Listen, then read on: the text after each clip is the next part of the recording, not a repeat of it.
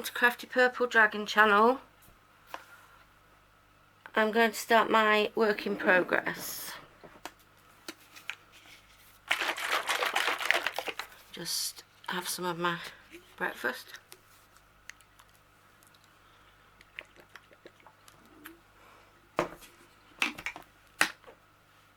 Okay, let's put this light on.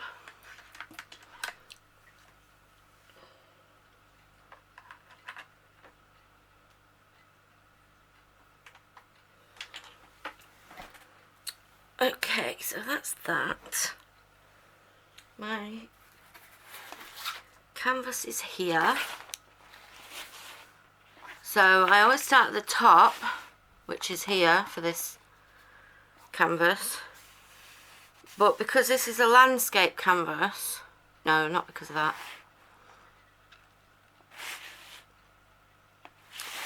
To minimise the amount of overhang I have in front of me between the bottom of the tilt table and me, I like to have my work down here, but then there's quite a lot of overhang. So I usually turn my picture round and start in the top left when it's at the bottom right, if that makes sense. And my light pad's not working, so just bear with me a second. Why is that?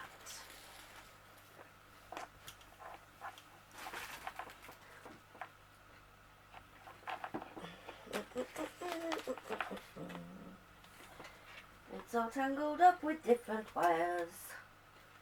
I think the plugs come out.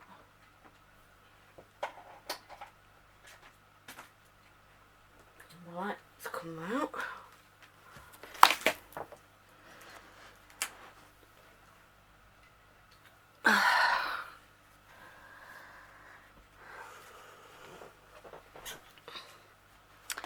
Could have got my pen while I was down there. Right, light back on. Right, light pad on. Yay!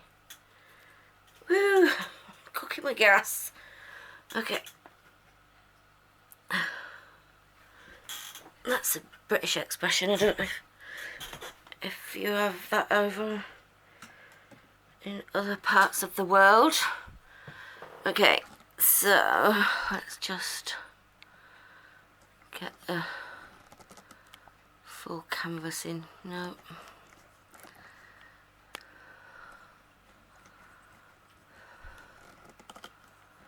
I have a real ramshackle setup, honestly. Right, hopefully that's getting you seeing. Not, is it? There's so much weight on top of the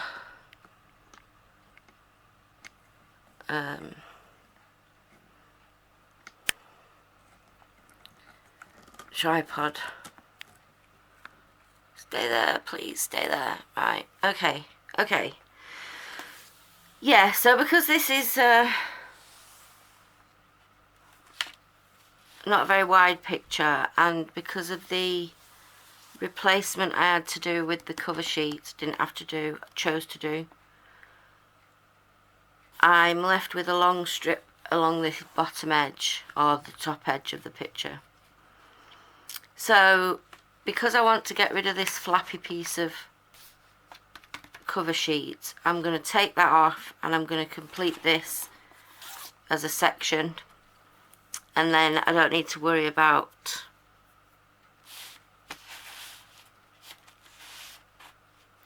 keeping it covered up.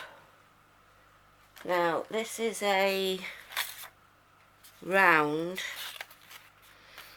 so normally I wouldn't leave it exposed even once I've completed a section, because it's round and dust and hair and stuff can get in. So that's a bit annoying, but I don't want this flappy piece of What I might do is cut a strip of that cellophane. I don't know. We'll see. Okay, so let me get my drills up in here. Actually, let's secure the canvas first. So the canvas needs to be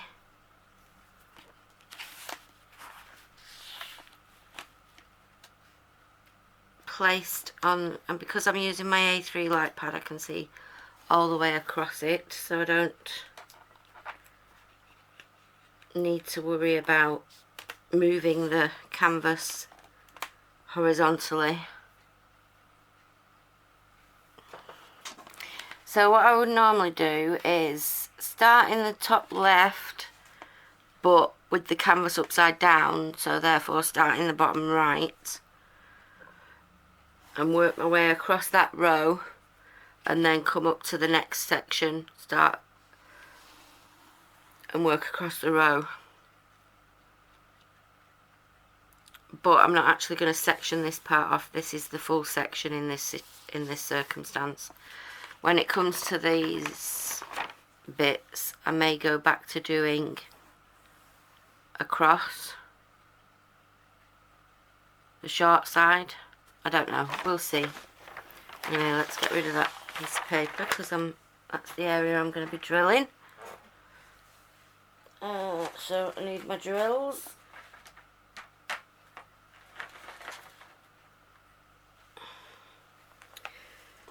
Which are there. And I need my drill pen and my wax.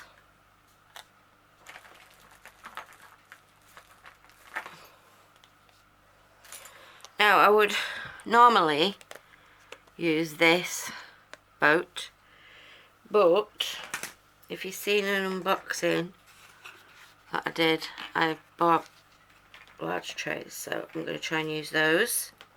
See how I feel about that. Let me recharge my pen.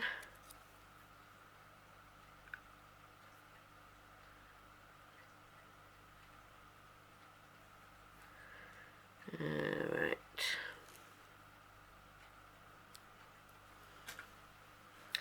So the way I do it normally is I work my way through my colours as they are in my container.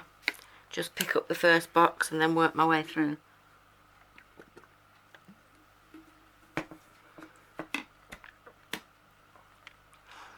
But there's a lot of what looks like black, probably.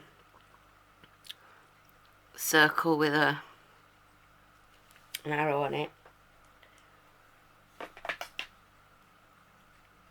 It's not black. Oh yeah, it is black. It's a tick, not an arrow. I have the wrong lenses in front of my eyes. Let me put the correct lenses in front of my eyes, then I can actually see what I'm doing. Yes, it's a tick, so it is black, right? So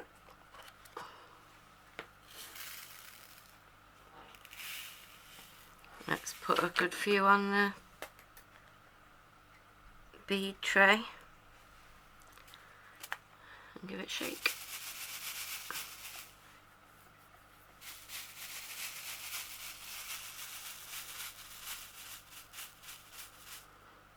Okay.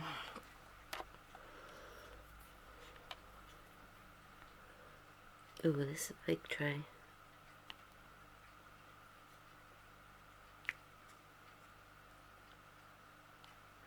I don't know if big trays are that important or necessary when you don't use multiplacers, which I don't because I don't have any luck with them.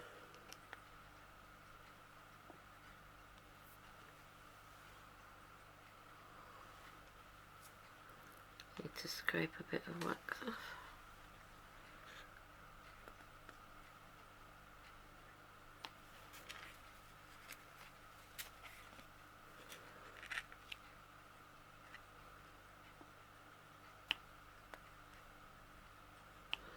Okay, so let's try playing a game with Alexa.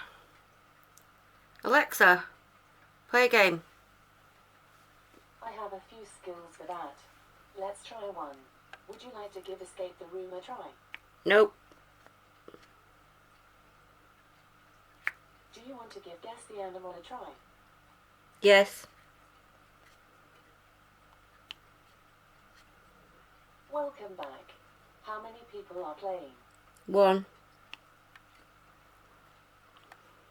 Remember to interrupt the music if you know the answer. Okay. Question 1. For 5 points. I am a large bird of prey that can be found in many parts of the world. Who am I? Alexa, eagle. Mamma mia. You win 5 points. The answer was eagle. Did you know the eagle is by far the biggest bird of prey? The largest is the Philippine eagle, with a wingspan of 2 meters or more. Question 2. For 5 points. I am often called the ship of the desert. Who am I? Alexa, camel. Mamma mia. You win 5 points. The answer was camel. Did you know the camel is called the ship of the desert because of the way that they roll from side to side as they walk? Question 3. For 5 points. I am the national bird of India where I am considered to be sacred. Who am I? For 3 points. My head is crested with feathers creating a crown-like appearance. Who am I? Alexa, peacock. Correct. You win 3 points. The answer was peacock. Did you know the peacock's famous train of feathers accounts for about 60% of the bird's total body length? Question 4. For 5 points. I am a fish from the carp family, and people with a very short memory are often compared to me. Who am I? Alexa, goldfish.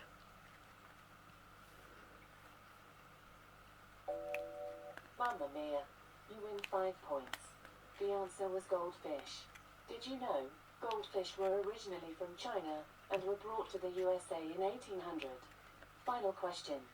For 5 points. I live a little like a small camel, but I do not have a hump. Who am I? Alexa, llama. Mamma mia. You win 5 points. The answer was llama. Did you know the llama is a relative of the camel? It is native to South America, but can now be found all over the world. You got a score of 23. Link your account to get updated when new question packs are available.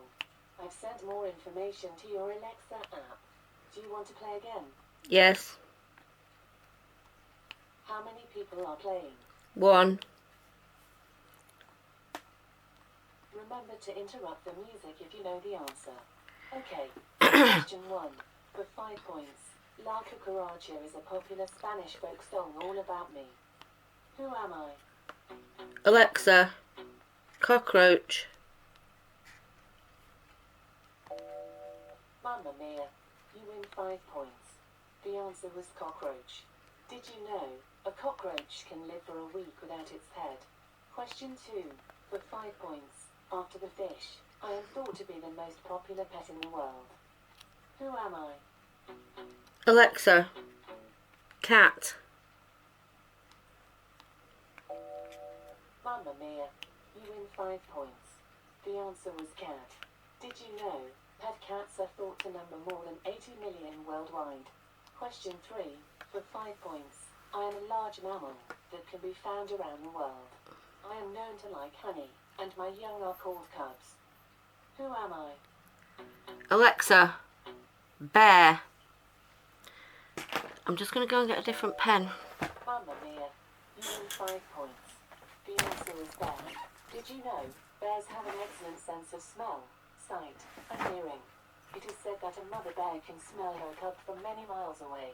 Question 4. For 5 points. Though seen as a pest by farmers, I am sometimes kept as a pet. I knocked you then, didn't I? For 3 points. I am small moving. I come in lots of different colours, and I'm furry, with a long tail. Who am I? For 1 point, I look like a big mouse. Who am I? I didn't catch all of that. Alexa, chinchilla.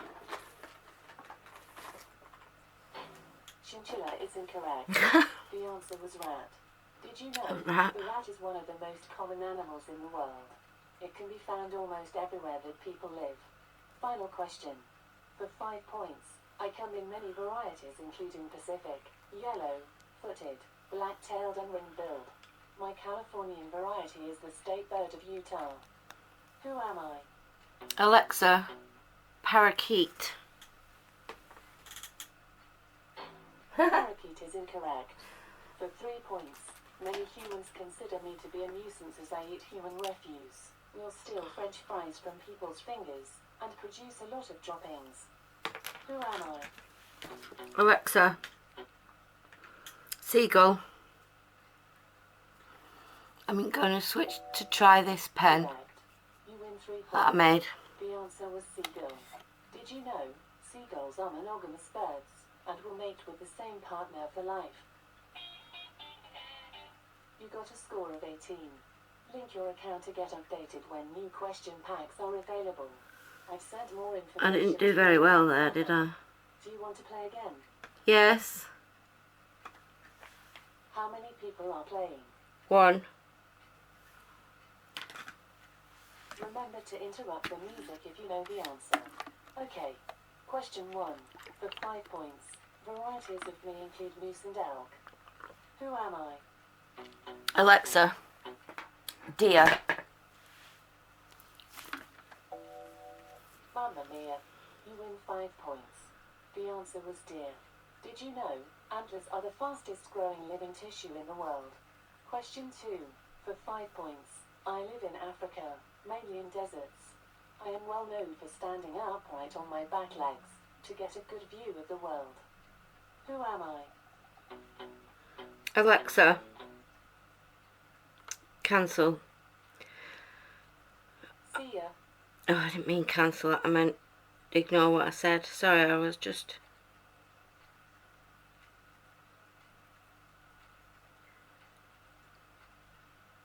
checking something on my phone because I heard a... Oh, there we go. Oh, it was them. Right.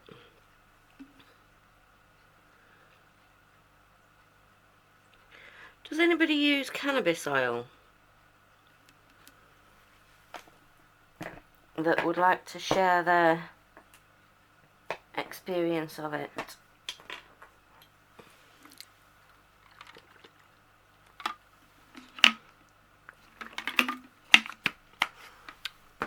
I have a number of different health conditions and I've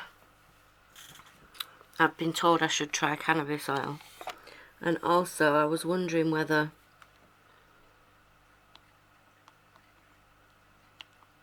it might help my dog, because she's very highly strung. She's like continually alert. She's scared of anything that moves around her.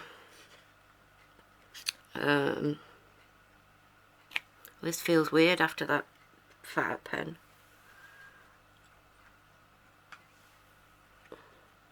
So I wondered if the cannabis oil might calm her down, but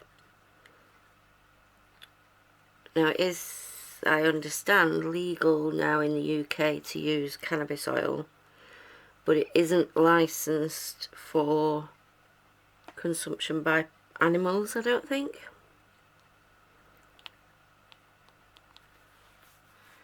You know, and just because something is okay for us doesn't mean it's okay for animals, and vice versa. That's why vivisection is pointless.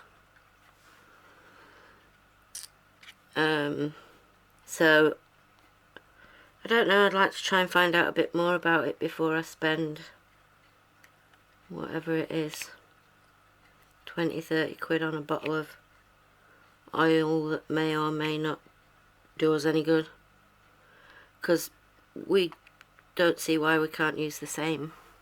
you know, there aren't any that are officially sanctioned for pet use, because pet use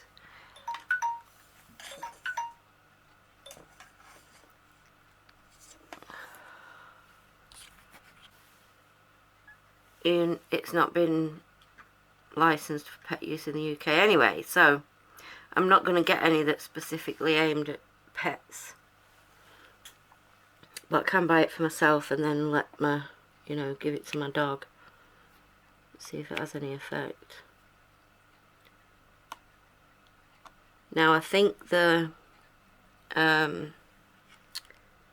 part of the cannabis plant that causes the sensation of highness, I think it's THC, I think it's called. I believe that is poisonous for dogs. I think I may have read or heard somewhere, but that's not what comes in this. You know, the CBD oil is CBD and other non sort of hallucinogenic type of substances that you can get from the plant, so it should be okay. I think there's quite a lot of people using it on their pets.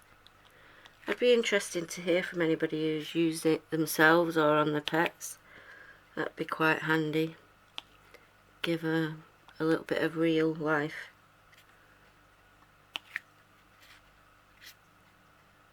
experience.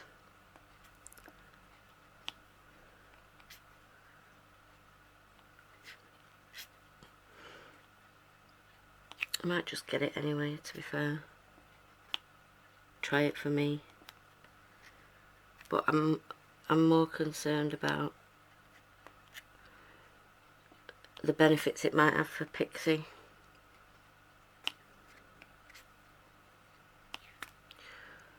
Because she's like in a perpetual state of angst.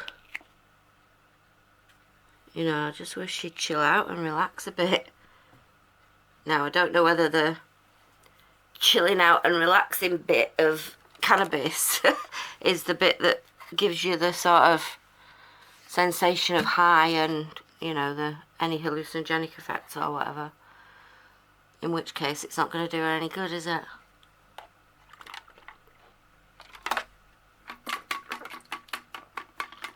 But if the CBD part, which is the bit that you get in the oil, is the part that gives you the, you know, relax and chill out feeling, then that'll definitely be good.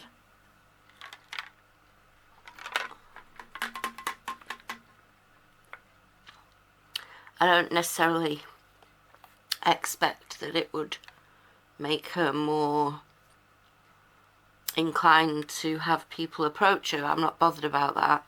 I'm not bothered about other people coming anywhere near her, to be honest. If she don't want anyone near her, that's up to her. You know, we've all got our own personal space and she's got hers. What I am concerned about is that she's always, like I say, she like never rests. Well, that's not true. She does rest.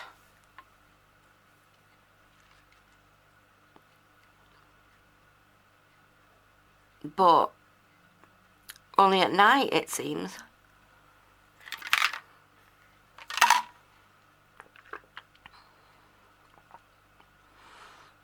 Unless she hears something specific, like if there was somebody out in the garden mooching about and it was night time, she would respond to that. Do you know what? It's probably because it's just not as noisy at night, is it? You know, there's people not floating around the same.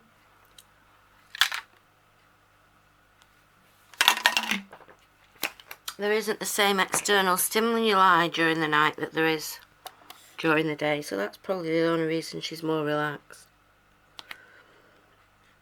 Because she does bark. It's not like she never barks at night time. It's just much less. So that's my main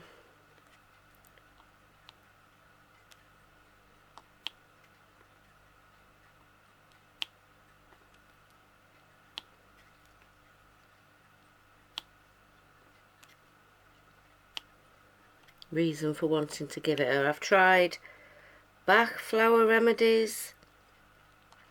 The problem with Bach flower remedies is for animals it relies on being added to the water, and my dog doesn't always drink from her bowl. A lot of the time she'll drink from the toilet bowl. Yes, I know. So I can't go putting Bach flower remedies into my toilet cistern so that it flushes into the bowl on the off chance that because she doesn't always drink from the toilet. She does sometimes drink from a bowl, but the consistency isn't enough that the remedy has an effect. It doesn't seem to anyway.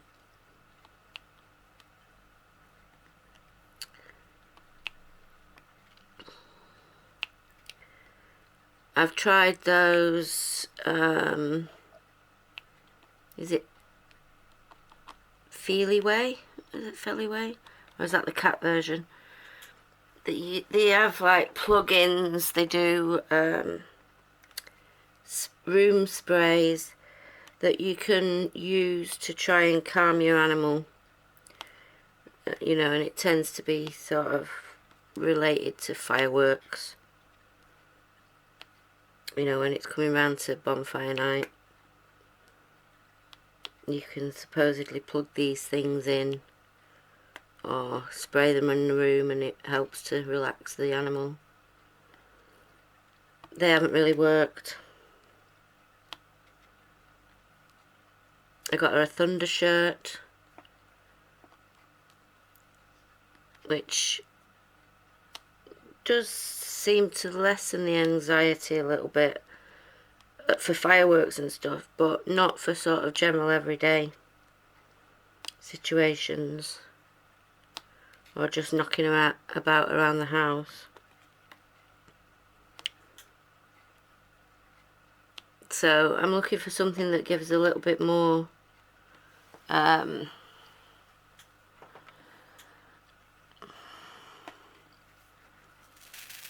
consistent result. I've just had a thing flick out of there. Might just block that off. I've just had some beads shoot out the end, so I'm going to plug it up with some pink tack.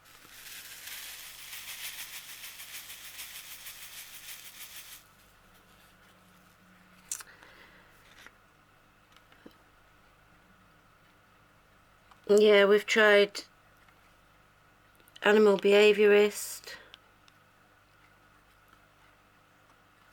He was a bit useless, really. I mean, he gave us some handy tips, to be fair. We've sort of reduced her visual stimuli quite a lot. We used to have a gate that was, you know, that you could see through. It was just slats of wood.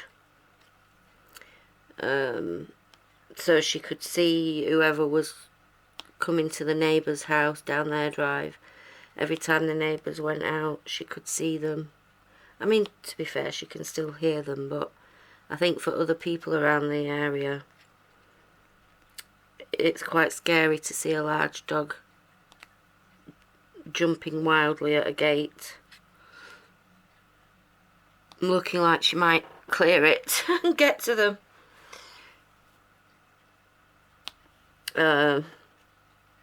So maybe it was as much for the neighbourhood as for her, but we blocked up the gaps in the gate. So she still jumps up at it and scrabbles when she hears people, but at least those people aren't having to see this huge German Shepherd barking like an idiot and scrabbling to get out at them. This is a reminder to donation list.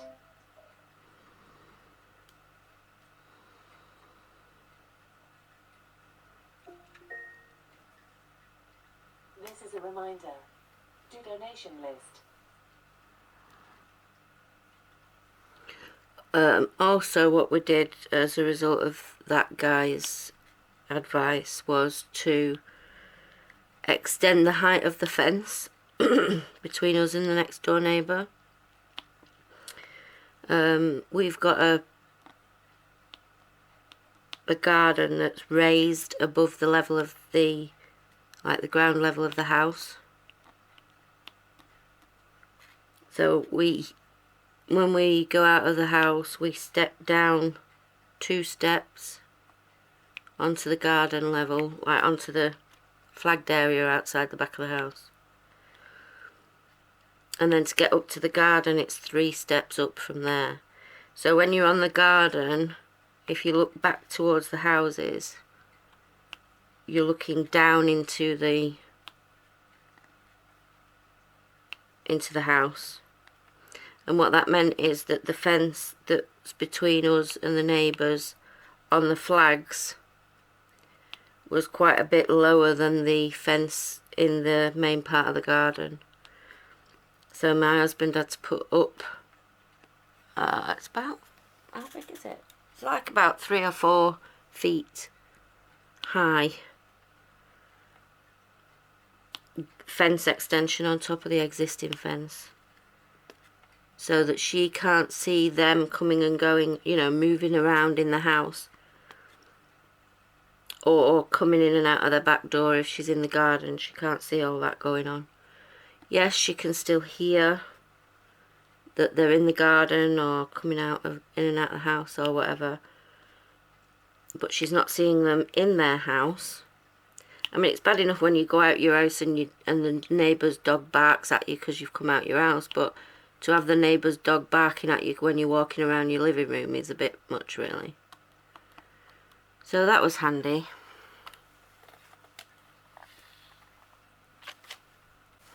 Okay, right, where was I? Because I was disturbed again then. Sorry about that.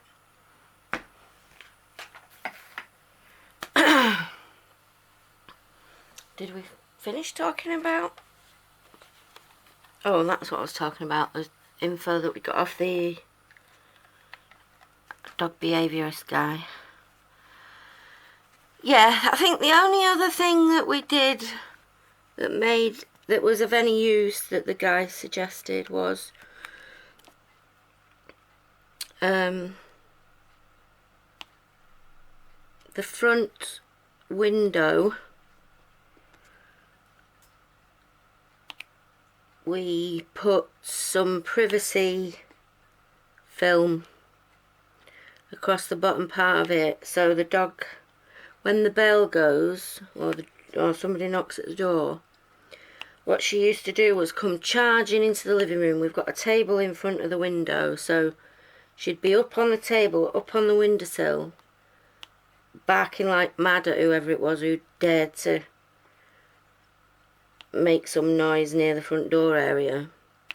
And that was just, that was a nightmare, having a 30 odd kilogram dog bounding towards your coffee table with no consideration whatsoever for what was on the coffee table or what was on the windowsill, was not conducive to survival of ornaments that were placed there. So, or the curtains, to be honest.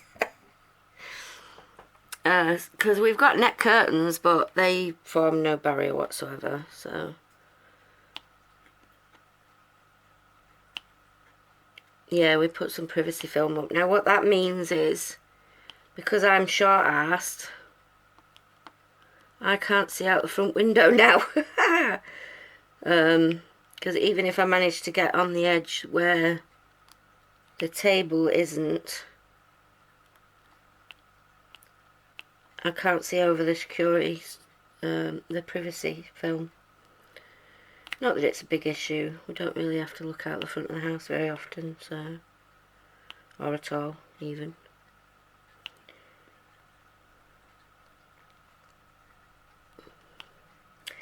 So the animal behaviourist was a little bit useful, but I think it cost £100. I don't know that it was worth the £100. We'd have probably come to those conclusions ourselves, given a little bit more time, maybe. The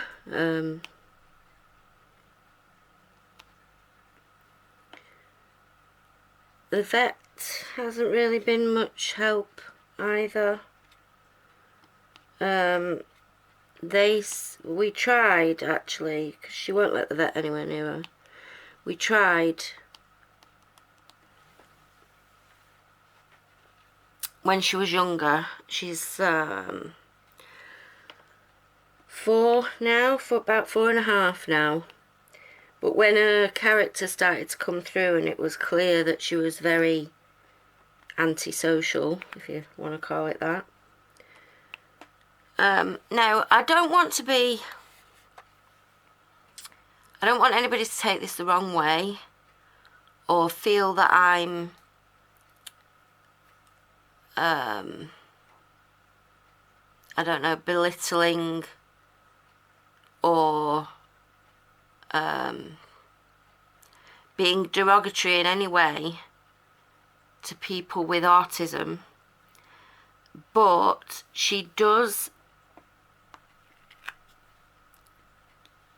I believe that my dog is autistic.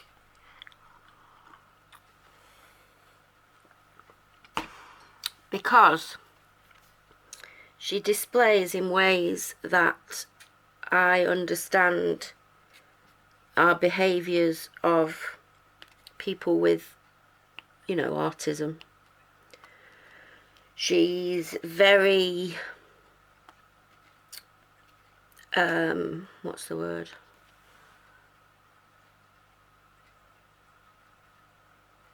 Routine driven, I guess, is what I'm trying to say. You know, she doesn't like this. I think that's why she doesn't like people that she doesn't know. There's no familiarity. There's no, you know, she hasn't seen you regularly enough for it to feel acceptable for her. Oh God. To consider that you're not some sort of threat. You know, things have to be a certain way for her. The way she's so picky with food. You know, the food has to be the right food and it has to be the right consistency before she'll even entertain sniffing it. She's not one of these dogs that'll snatch your hand off for food. I mean, she likes her food, don't get me wrong. And like all dogs do, she likes human food. But you're probably not even interested in my dog, but, you know. There's something to talk about, eh?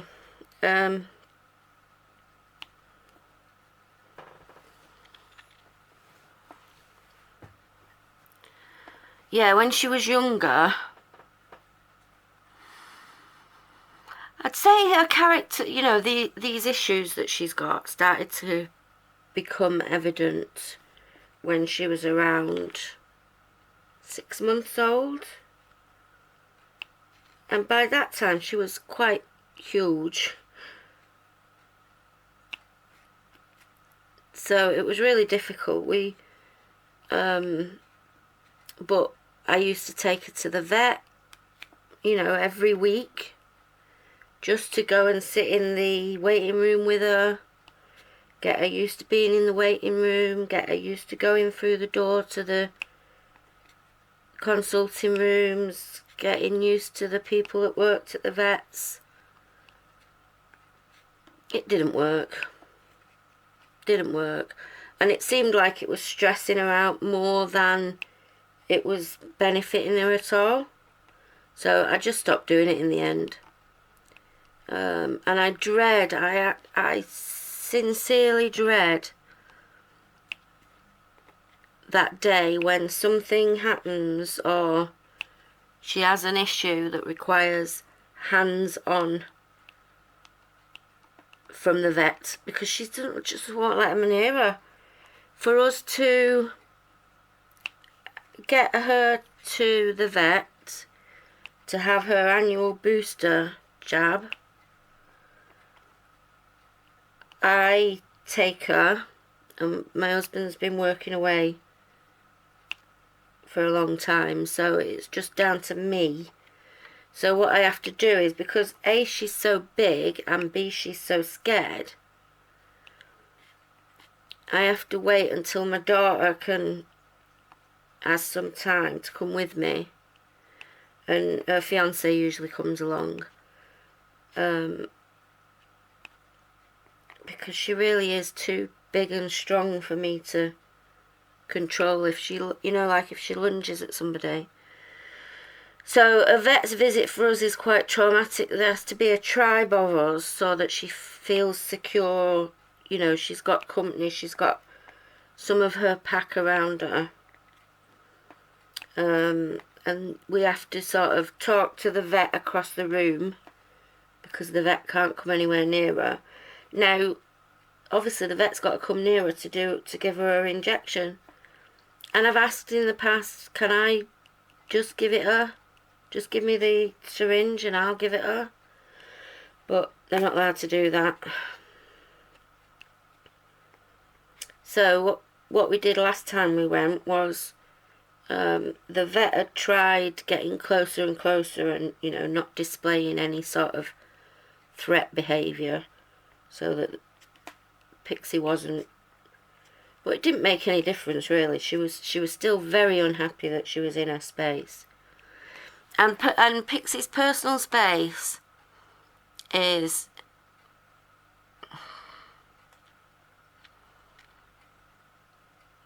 I would say, before she'll bark at you, maybe about 15 metres. If you're about 15 metres away, you're getting too close. Right? So that's about 15 yards. So in a consulting room that's maybe about, I don't know how big are the consulting rooms? About 2.5 metres square, something like that. 2.5, 3 metres square. They're already well inside her comfort zone. So to get even a metre away, which I think is the closest the vet got last time, was quite good going. But it's just that last little bit, and then try and touch her. Do you know what I mean? No chance. No chance. Not if you want to keep your hand. So what we had to do last time was, there was 3 of us plus the dog, plus the vet, in a small consulting room. And we just had to cover her eyes, like she's, like they do with horses and stuff, to get them to go into trailers or whatever. We had to do that with her. Got a tea towel and covered her eyes. That was the only way the vet was getting anywhere near her. And she sort of had to nip in, jab in, and nip back out as quick as possible. So, I mean, that worked, and it will work for, that's the strategy we'll employ when her next injections come around. But if it's, like, she's had some little bits of redness on her ears, which I've been using coconut oil on, and it seems to have been working okay. But if that sort of developed into some sort of, first aid treatable at home type condition, that meant the vet had to have a proper good look at her skin and her ears, I don't know that we'd be able to get that situation to happen. And this is what I'm worried about, if she's injured. I mean, if she's injured and she ends up being put to sleep, that's different, but although, I don't know that anybody will get near enough to put her to sleep, to be honest. So yeah, that worries me.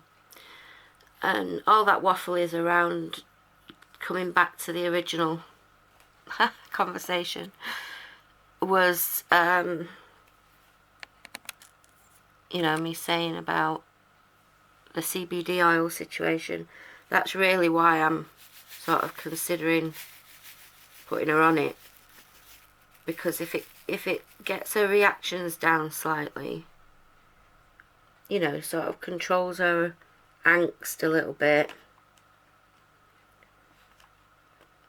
then it would be great for her. I can't see, to be honest, that it would make any difference whatsoever about how she reacts to people in general or when she's at the vets or whatever. But if it does give her a little bit of peace, I can't imagine living like that. She's like on edge all the time.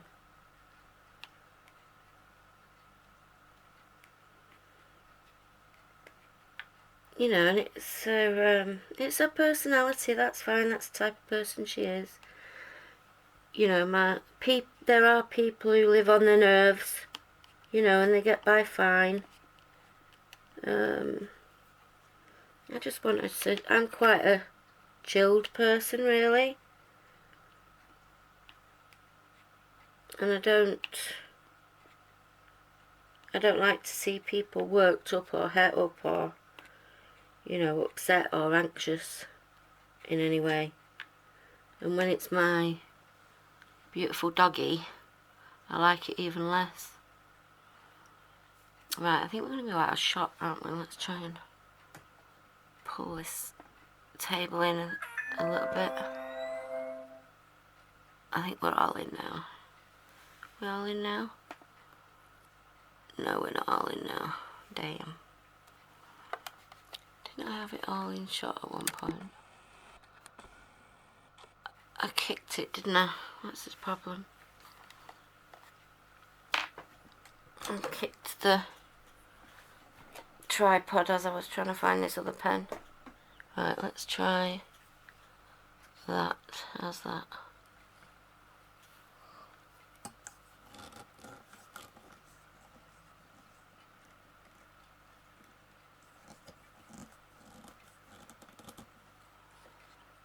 Oh, there.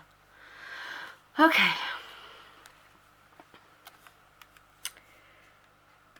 So yeah, CBD oil. If you've got any experience with it, you know anybody who's used it, either on themselves or on their pets, let me know.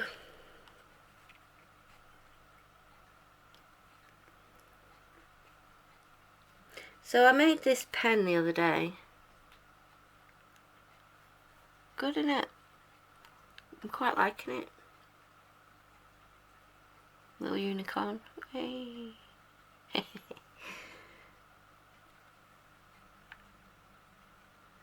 At the moment it's okay. It probably is a bit narrow for me to use as a regular pen. I'm not doing too bad at the moment, but too long a period of time would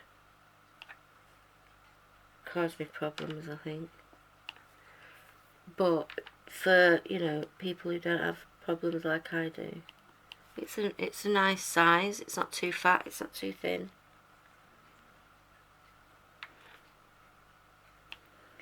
Now, what I'd be interested to know is when I'm doing diamond painting, I'm not a person who particularly likes large areas of colour. I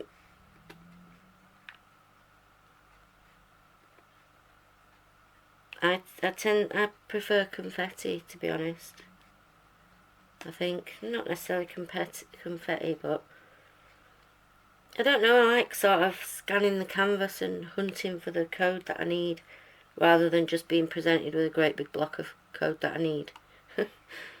Seems a bit boring, in a way. And also, for me, it helps with moving around, you know, changing position a lot, because you're looking at different parts of the canvas trying to find the code. And yeah, I don't do very well sitting in one position. At the moment I'm having problems with water retention. I've got massive ankles. I really should be sat with my feet up, which I'm supposed to do for most of the day because that's the only way I can seem to keep my cankles any kind of normal size. But with diamond painting I can't.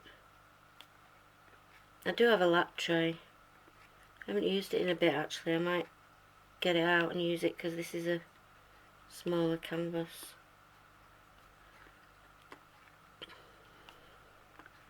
So I can sit down with my feet up.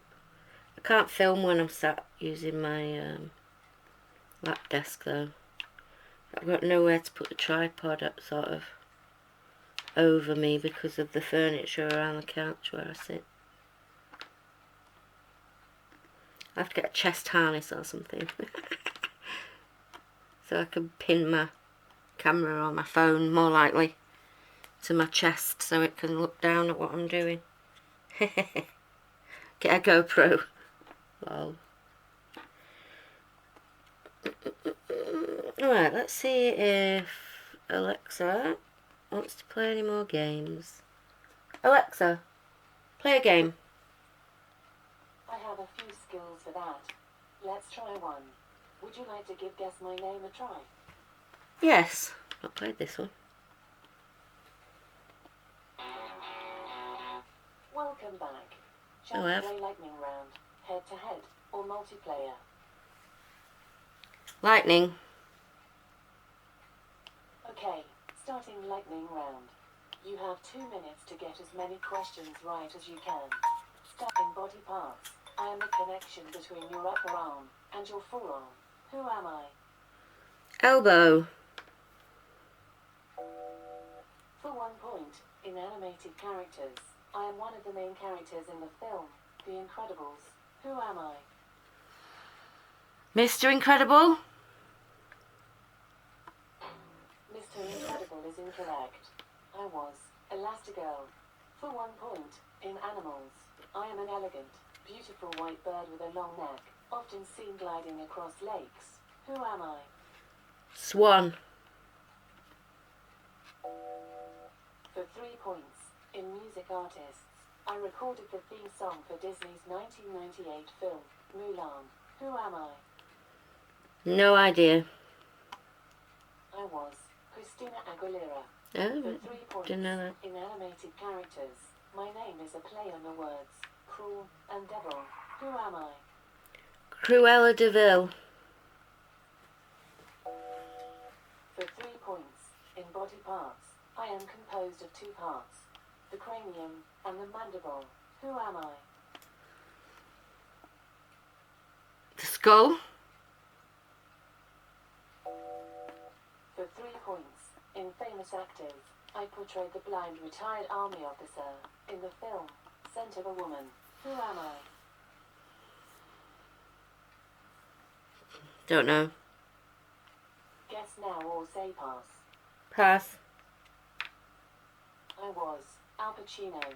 For 5 Oh. points, in iconic brands, I launched the Betamax video cassette recording format in 1975. Who am I? Alan Sugar. Sugar is incorrect. I was Sony. Time Oh. up. I didn't know Sony was Betamax. So far this week, the highest score in the UK is held by Koala 740, with a score of 60 and a streak of 16. Wow. Remember, your aim in lightning round is to get the highest score you can for each day. Your daily high score is then added up for the week, and the winners are announced on Mondays. Go to www.playguessmyname.com to see how you're doing. Would you like me to remind you to play lightning round tomorrow at the same time? Sure. You have to give me permission before I can set a reminder. No. Send a card to your Alexa app with instructions. No, because it's Thursday. So I've only got 4 days. I need to start on Monday, don't I?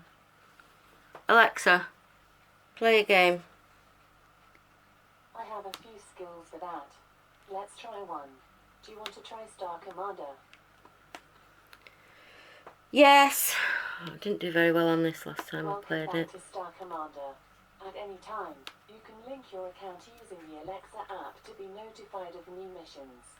You've unlocked the following missions. Mission 1, Impact, and Mission 2, Meltdown.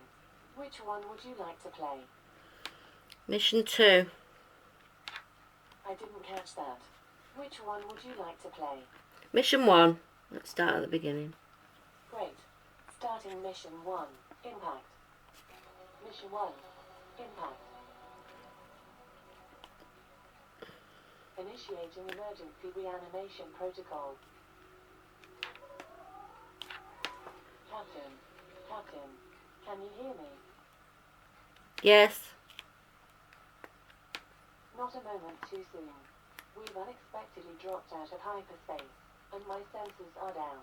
Do you want to check the engines for damage, or head to the command deck to run a manual scan? Head to the command deck. Captain on deck. That sounded like it came from the engine bay. Thank goodness you didn't go down there. We're losing control of the Artemis. Should we try to repair the damage, or make an emergency landing on a nearby planet? Repair the damage.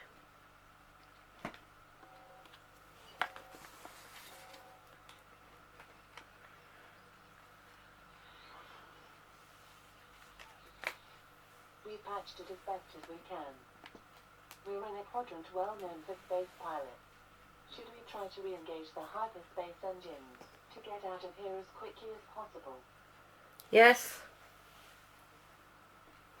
Okay, engaging hyperspace engines.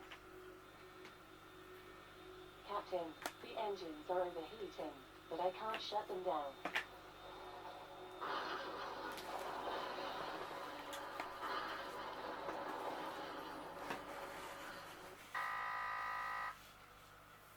Mission failed. Why did you make a decision that results in the failure of the mission? I'll reset you to the point where you went wrong. Resetting to last decision. We're in a quadrant well known for space pirates. Should we try to re-engage the hyperspace engines to get out of here as quickly as possible? Yes. Captain, we know how that turned out last time. Should we try to re-engage the hyperspace engines to get out of here as quickly as possible? So my option is no. Okay, engaging impulse engines. Wow. Didn't tell me I could do that. Engine 2 is overheating again. I'm afraid our repairs weren't enough. It looks like we have no choice but to make an emergency landing. There are 2 planets within range. Minos 3 has a small colony that may be able to help, if we can make it. I have no data on the closer one. Which planet would you like to head for? Closer one. Captain, there's an asteroid field between us and the planet. Should we risk passing through it, or try to go around? Go through. I didn't catch that. What do you want to do? Go through the asteroids. You can say pass through, to pass through the asteroid field, or go around, to go around it. What do you want to do? Pass through. Charting a course through the asteroid field. Captain, incoming meteor off the port bow. Steering thrusters not responding. Brace for impact.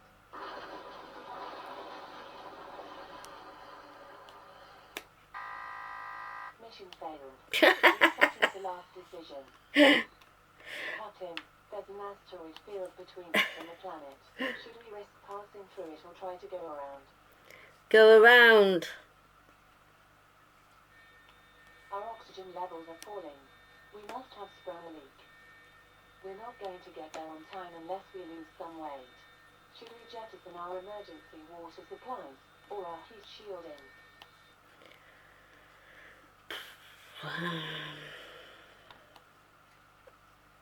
I didn't catch that. What do you want to do? Is there an atmosphere? Jettisoning heat shielding. I never said that. Like, if there's an atmosphere, I know we'll need We're a approaching the planet. heat But shielding. without heat shielding, we're going to burn up in the atmosphere. Yeah. It's too late to reverse course. The planet's gravity is pulling us in. So we've burned to death, have we? Mission Yeah. failed. Resetting to last decision. I didn't make the Checking decision. our emergency water supplies or our heat shielding. Water. Jettisoning emergency water supplies.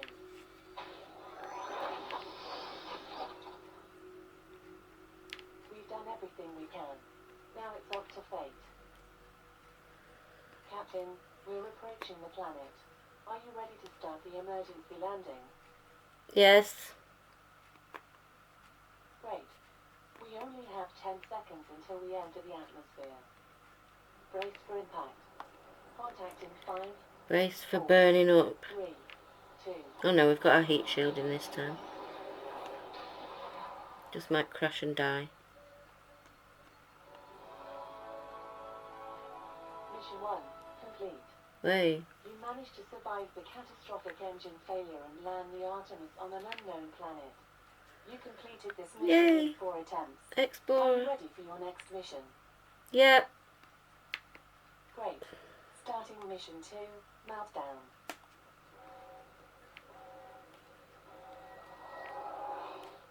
Captain, you managed to survive the engine failure and land the Artemis on an unknown planet. The 231 other members of the crew are still safely in suspended animation. But there's no time to congratulate yourself. The ship has taken heavy damage and the main reactor is about to go into meltdown. Should I try to flood the reactor core to cool it down? Yes.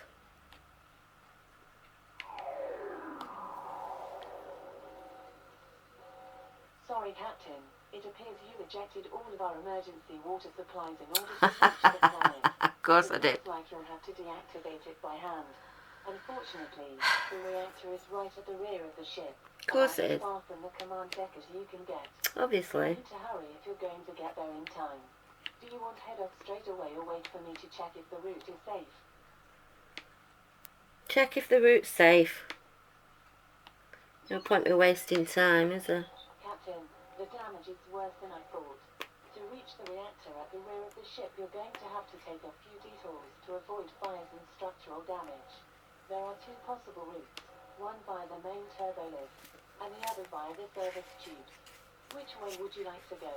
Service lift.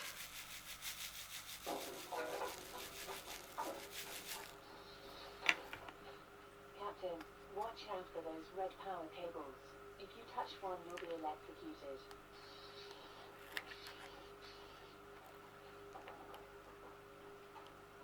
Oh no, we're at the right junction, but the pipe we wanted to take is blocked.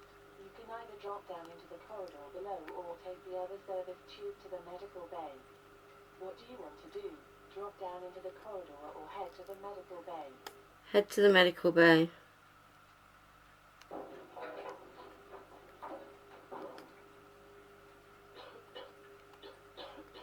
Captain, this part of the ship seems to be contaminated with some sort of toxic gas. Luckily the medical bay has breathing masks you can use, but I'll need to fill an oxygen tank for you. A larger tank will last longer but may slow you down. Do you want a large tank or a smaller one?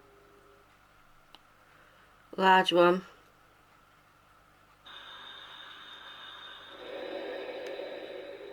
Darth Vader's arrived. The automatic system has detected the gas and is locking down all the emergency bulkhead doors.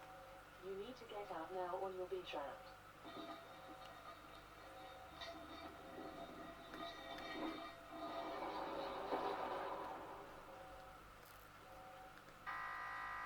Mission failed. Resetting to your previous decision. Really?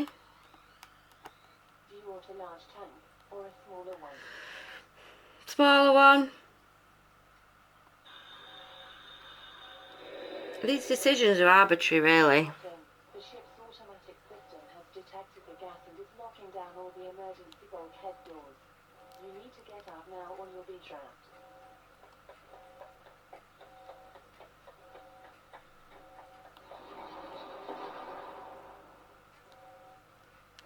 Phew, that was close.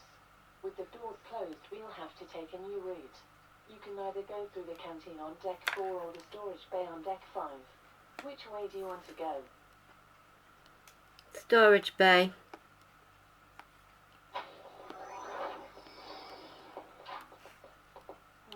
Seems like the power in the storage bay is out.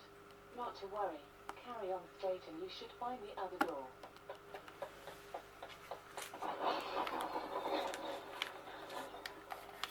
Captain, where are you? You're taking too long. My sensors indicate the reactor is going critical. I don't think you're going to make it. Wow.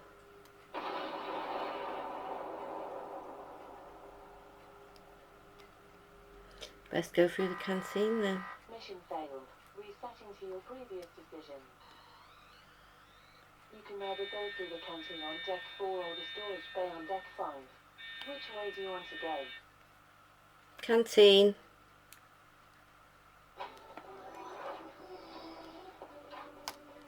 Interesting. The canteen is completely unharmed.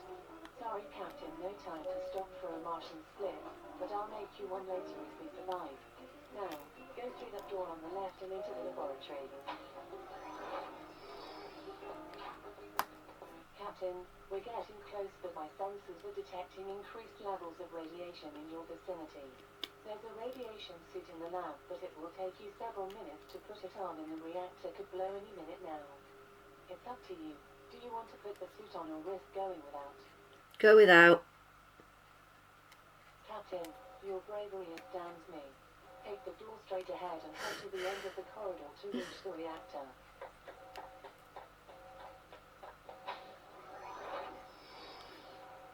We're outside the reactor, but the emergency bulkhead door is sealed shut. Only the captain can override the lock. To open the door, I need you to answer this security question. What is your favorite dessert? Martian split, Venus colada, or Jupiter jelly? Martian split.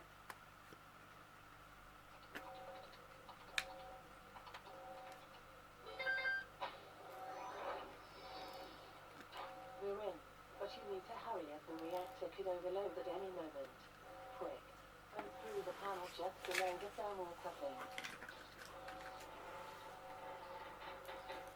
Great. You should be able to see 3 wires directly in front of you. To deactivate the reactor, you'll need to cut the power. Either of the others will send it into meltdown. Unfortunately, my databank appears to be partially corrupted and I don't have the color of the correct wire, so it's up to you. Which wire do you want to cut? A blue, red or yellow one? Yellow.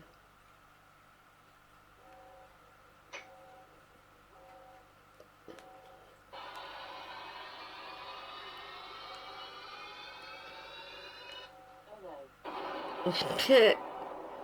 That was wrong. Mission failed. Resetting to your previous decision. Which wire do you want to cut? A blue, red or yellow one? Red.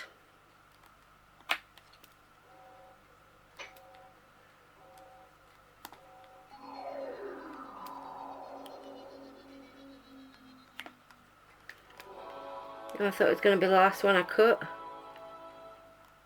Congratulations. You've managed to find your way through the severely damaged Artemis and successfully shut down the reactor. Yay. You completed this mission in 4 attempts. Sadly, you've played all of my available missions for now. Oh. Link your account using the Alexa app to get notified as soon as new ones are added. In the meanwhile, would you like to replay an earlier one? No. Okay. Thanks for playing Star Commander. If you enjoyed it, You're please welcome. leave my team a 5-star review using the Alexa app and let them know what you liked. So there you go. Some more games that you can play with Alexa. I quite enjoy it. I spend a lot of time on my own with just the dog. So being able to mess about and do that is quite fun. You know, you play a game while you're diamond painting. when you can't use your hands, or you know, you can't be on your phone or your tablet or anything. A lot of the times I'll sit and watch YouTube or listen to YouTube. Sometimes I might read my book, which is an audio book, so I can listen to it.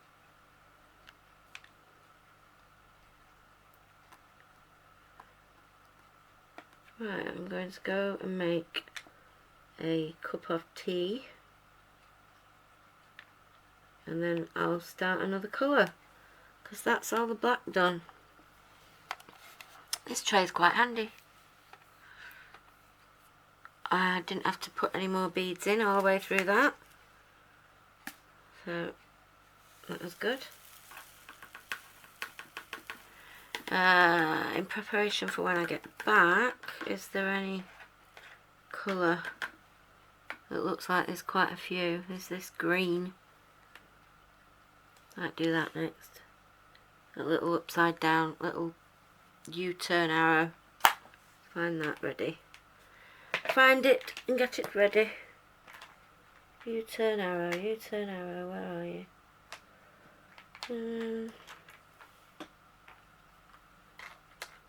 There it is. 3371. Okay. So this is the right way up to you. This is the top of the top left. But actually I'm working on it upside down, because I'm here. Hey. Right.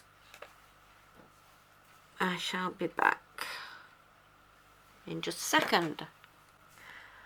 Okay, I'm back. Right. Let's crack on with this next colour.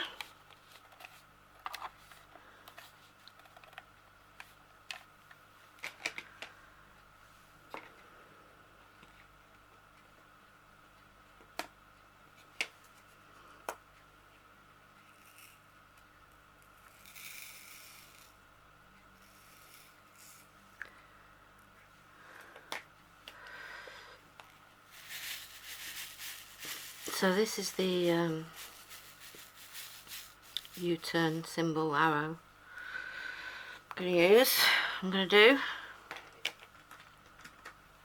Just put a bit more sticky in my pen.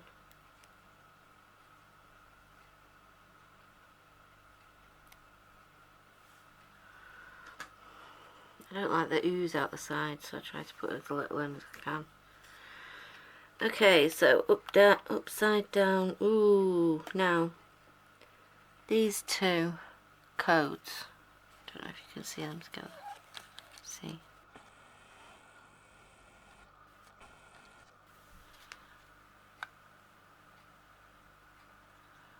I think that's as close as I'm going to get it. These two. There's a looks like a U or an N. Not sure what it is. Look on the key. Because I'm upside down, so.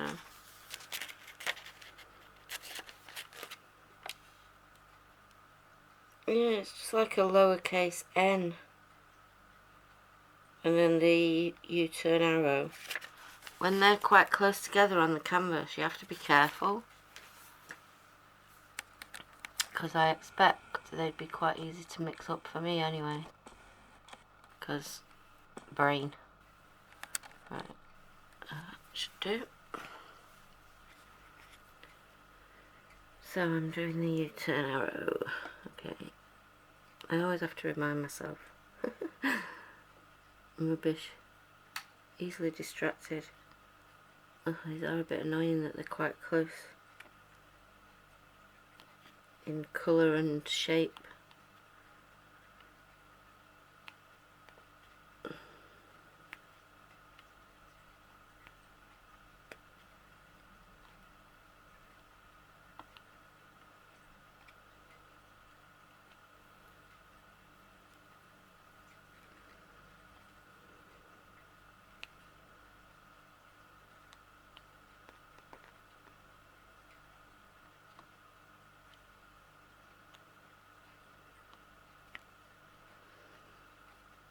Now, what should we do? Have we got anything to talk about?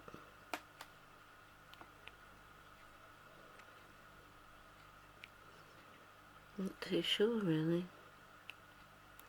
Today is Friday. Today is the day my beloved comes home for the weekend. And this will be the last time.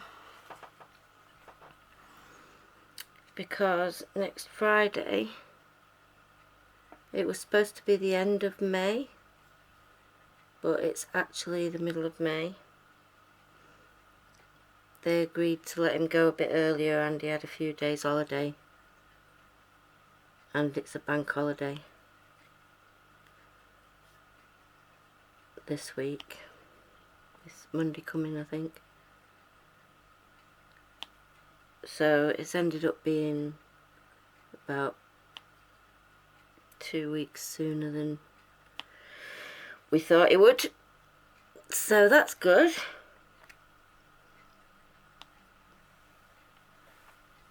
It'll be much better for him to be back home again. Honestly, I don't know how he's coped. I struggled with it for the 2 or 3 years that I did it. But he's done it twice as long and more than I did.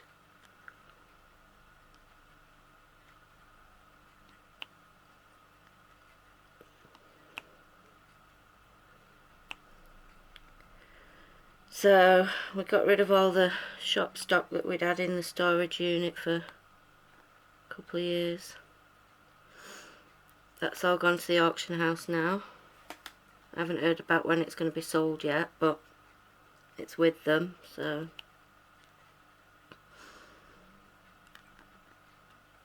that's a large outgoing that we've managed to get rid of. That was like £4,000 a year, just over £4,000 a year to have that stock in those storage units, so that's quite a significant saving. So that's good.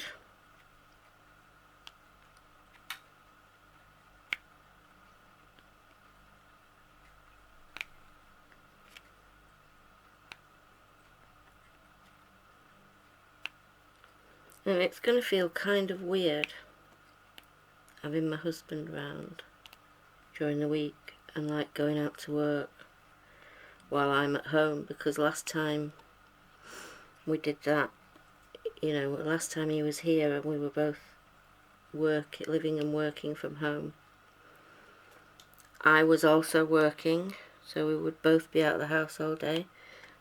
I've never actually, apart from when I was off on maternity leave, which wasn't for very long, I haven't really experienced him going out to work all day and me being at home and then him coming home at night. It'd be quite weird. New experience is always good.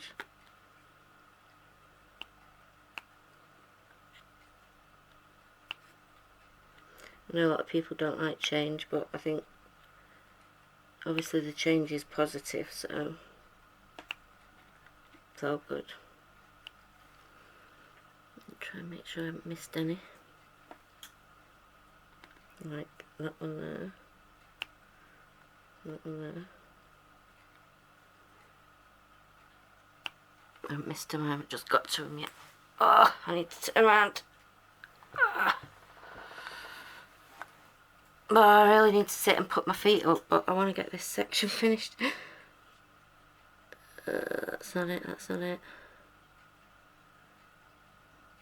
Have I gone past? I think I've gone past there, right?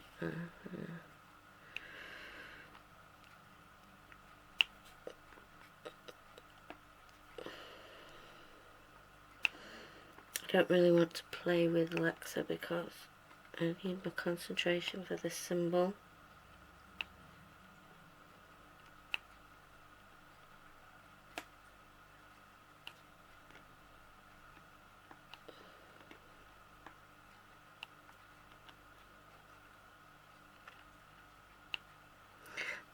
This colour is really dark brown, really dark. Not much different from the black really.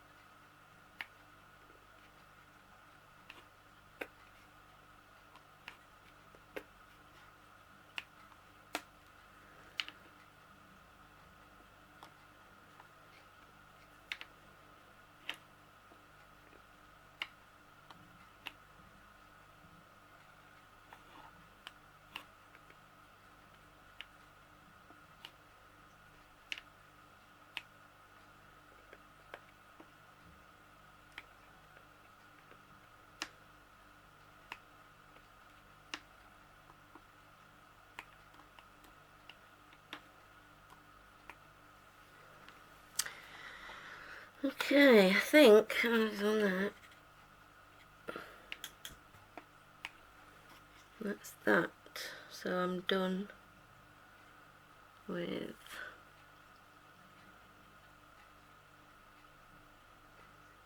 U-turn arrow. Missed one there. And there.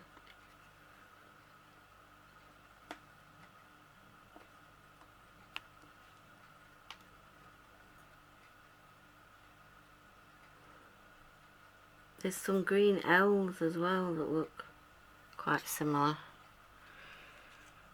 which I hadn't really noticed before. This is the thing, you know, you unbox a painting and you look at it, and on the face of it the symbols seem clear, but then when you actually sit down and start working on it, sort of distinguishing some of the codes when they're next to each other.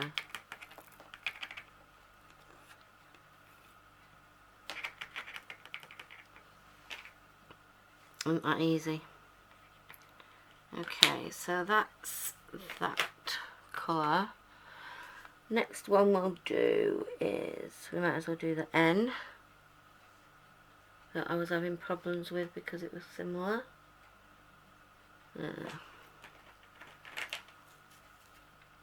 This is 3031. Now if you saw me struggling with opening these when I was doing my kit up, what I usually do is this little ear, look at this ear slides under there and lifts it up quite nicely.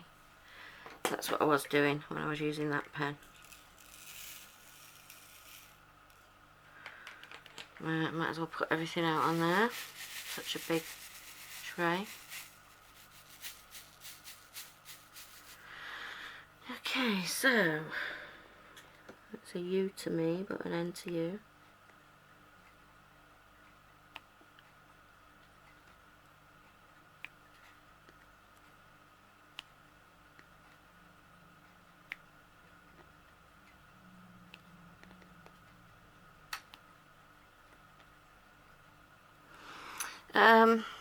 A little bit, what I'm noticing is that the colour of the beads isn't matching the background of the code. I didn't really notice that when I was unboxing either. So at the moment, like I've just put a really dark brown over a dark green. I've missed one there.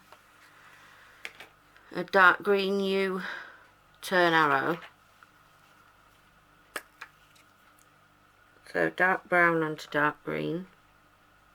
There. And then now I'm putting a not quite as dark brown onto a green N. There. And over there. There's some blooming arrows there as well. God damn, I thought I'd been done all the checking that I hadn't missed any. I'm rubbish at this, me.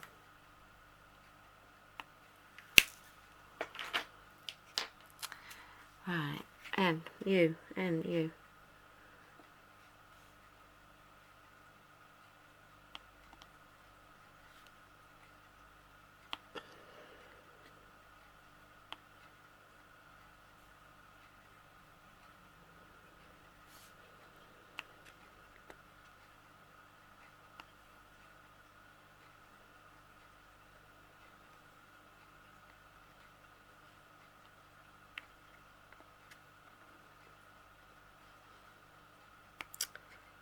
Another one there.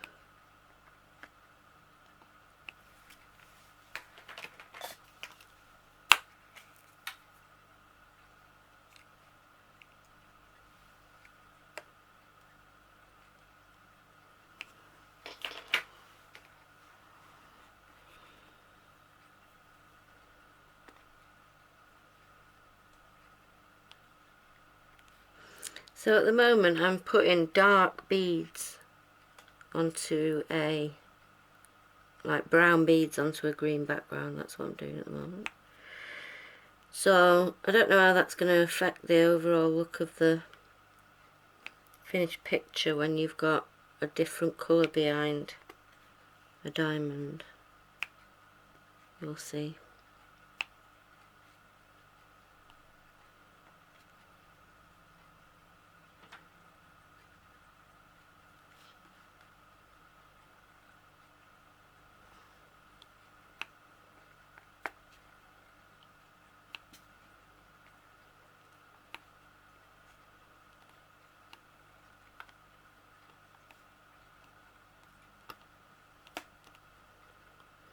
Now what I found is that if you put the beads on lightly,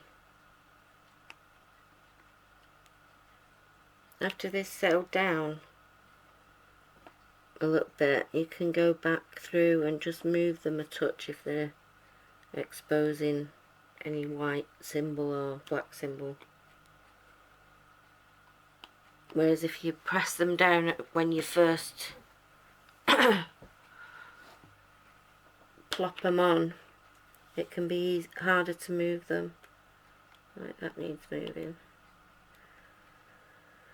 Where did I just plop that? Don't even know. Was it that one? They move quite easily.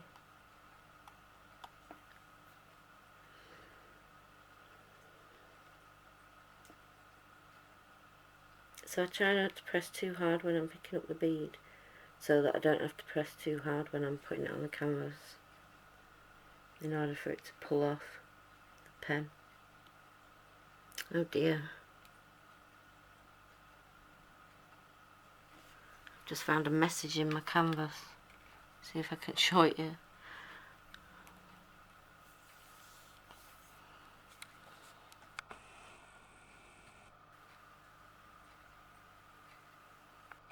No.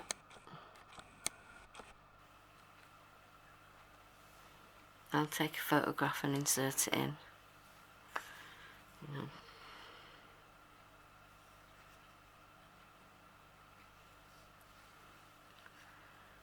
It says, ha, hath, hate. Well, it was entertaining to me. The canvas is telling me that it hates me. Right, so I was just doing a U.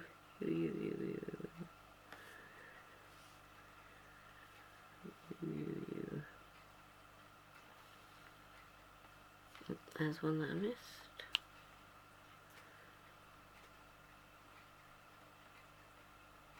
Right, hopefully that's that.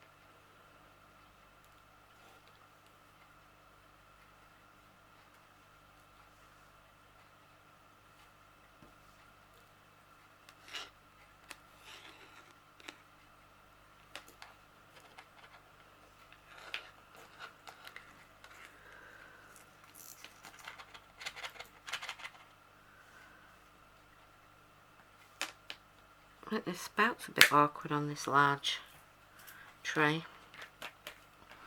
Right, next we'll do, what should we do? Do those brown play buttons. What colour is that?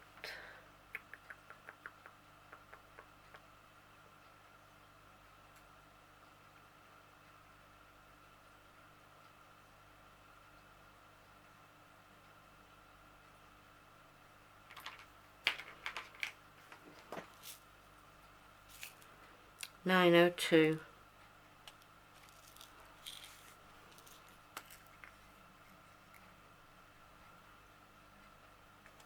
Yep.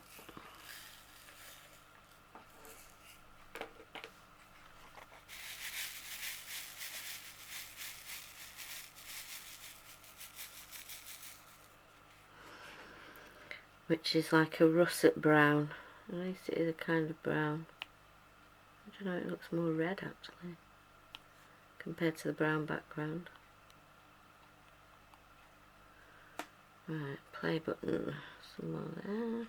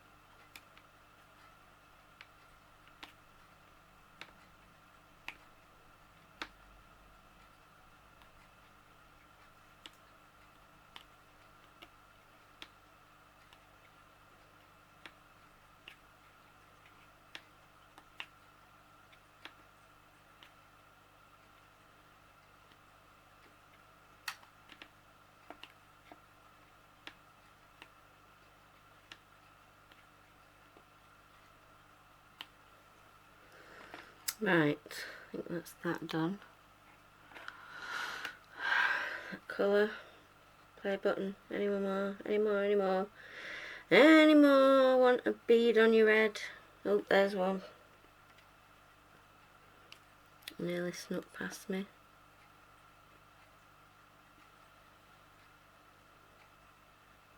Right.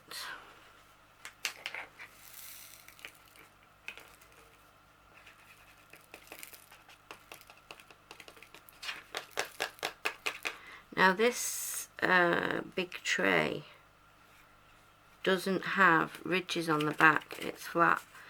And what I find quite useful with the little white trays, wrong emphasis there, the little white trays have ridges on the back, and I find it quite useful just to run my pen on the back to create a little bit of vibration to help the beads come out. But I can't do that with this big white tray because it's smooth. So that's a little bit of a negative from my point of view. Right, I'm going to do these little ones here so that I don't forget about those. So that's like a weird % sign. I think that's it there. Yeah, 779.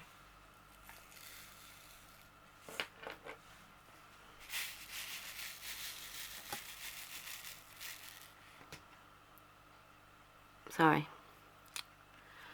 I don't think you can actually see where I'm drilling. Right. So I'm just going to make sure this corner don't forgetting about. I've done that before, leave beads off. In far-flung parts of the canvas. Sometimes not even far-flung. Alright, this colour's a little bit more like the background it's going down on.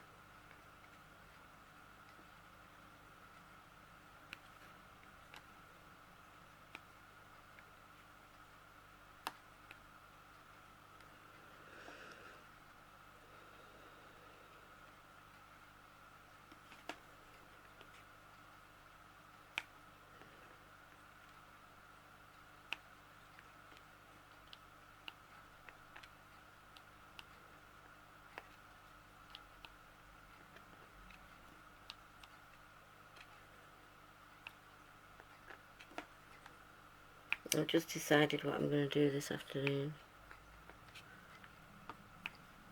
Because I need to sit with my feet up, so I can't really do much. I'm going to go on my game, because I haven't been on my game for ages. Well, it's over a week. Just haven't had a chance. With all this flipping diamond painting stuff I've got to do. I've been doing that. My last work in progress was as a thank you to the people that my husband's been lodging with. A gift for them to say thanks. So I had to sort of focus on that. Couldn't do much else.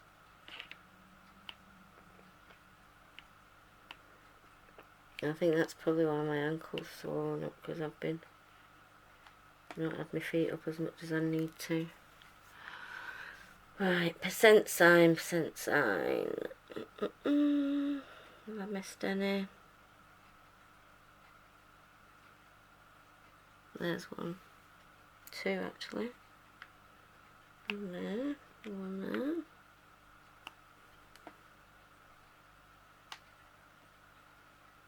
And there's one there as well, sneaky little thing.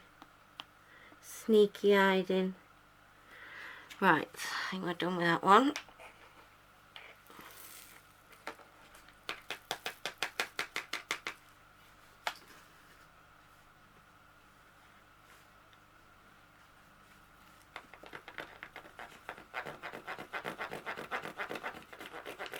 I can rub it on the top of the tray, it's just a little bit more awkward.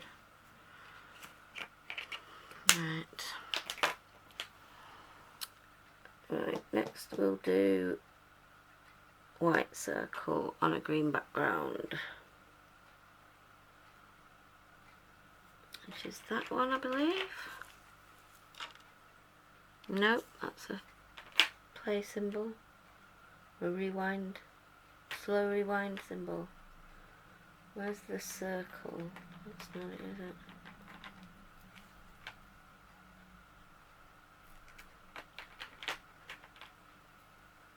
Aha, that one. 938.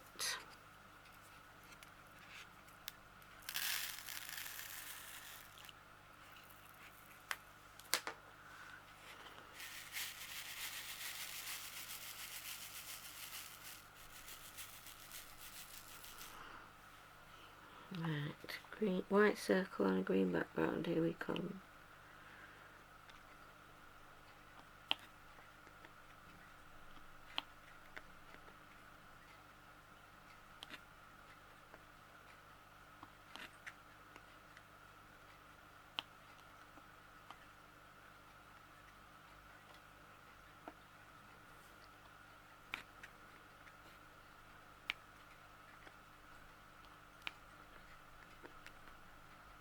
Whoops.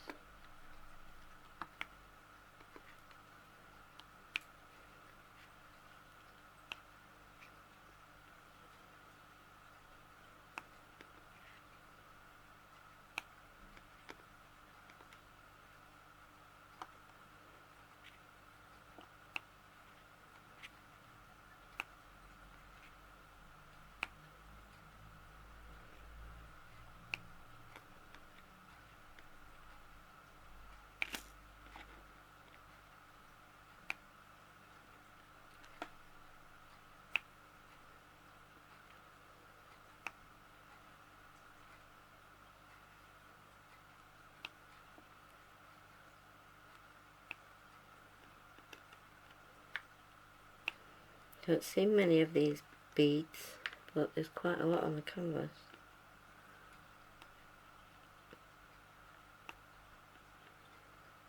I can't wait to see what this looks like. I love the picture.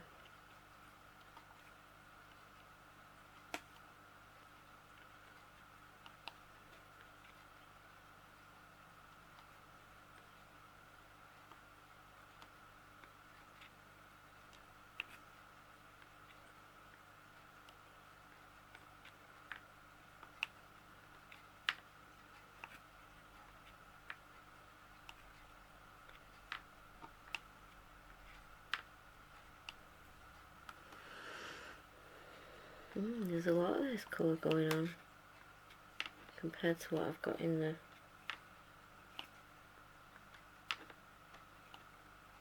box.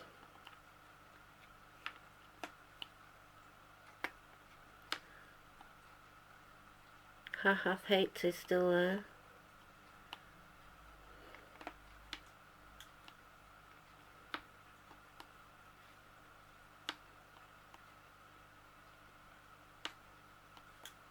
Wow. Cleared out a good amount of what was in here. It's a bit worrying.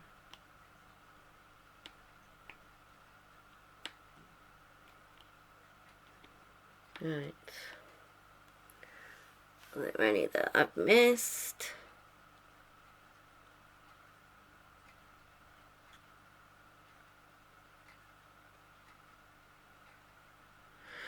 Nope. Okay. Now this is in one of my little containers, so I'm not sure about the end of this going in. Oh yeah, it goes in alright.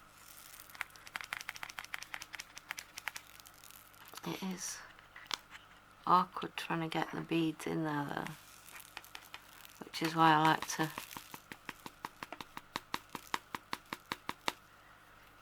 do some sort of vibration effect to chase them down. It's easier if you can do it underneath.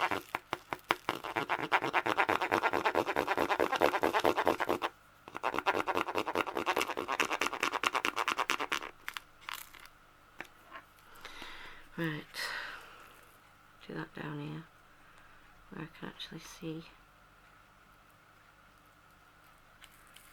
Right, go in now, you're all down at the bottom. Come on.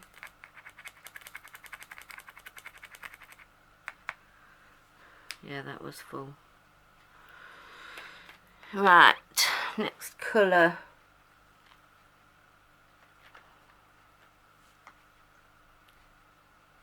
We'll do the green play button, which is this one, 640.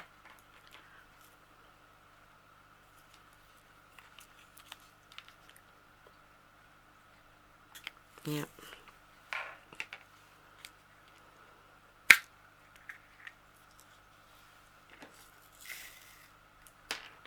Put more in there.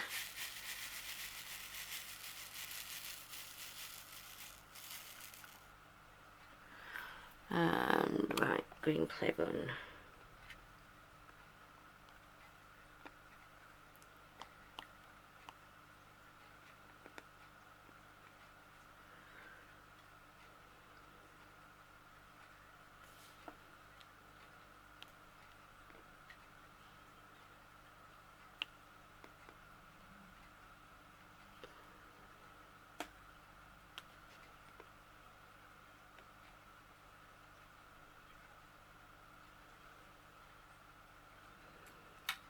And this one.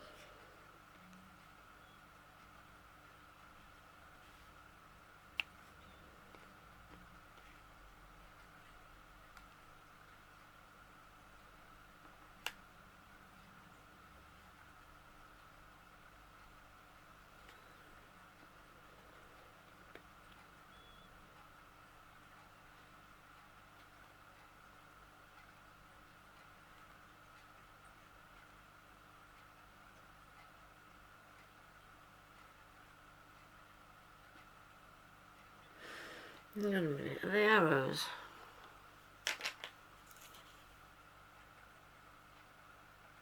No, it's a play button. Is there also a green, because I've just seen a green arrow. God damn it.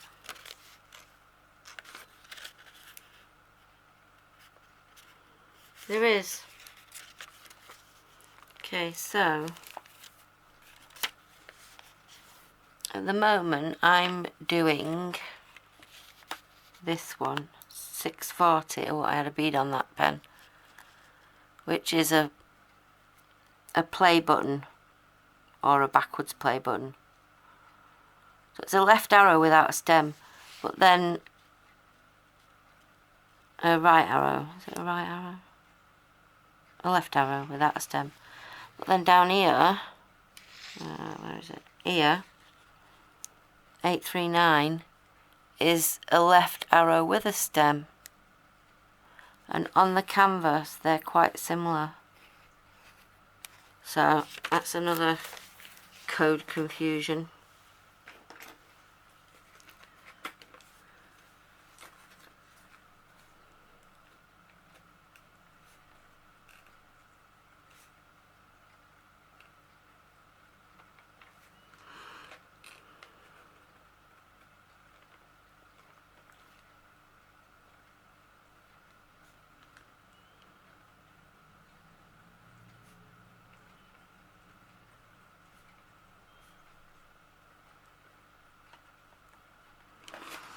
Right, so it's a play button, not an arrow.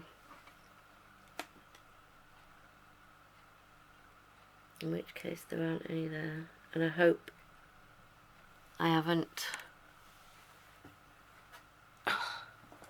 put any of these on that arrow. Don't think I have, because there's still some of them over here.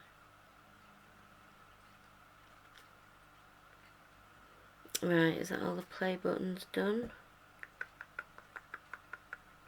I honestly don't know why companies have to resort to these weird codes when there's lots of letters of the alphabet and numbers that haven't been used.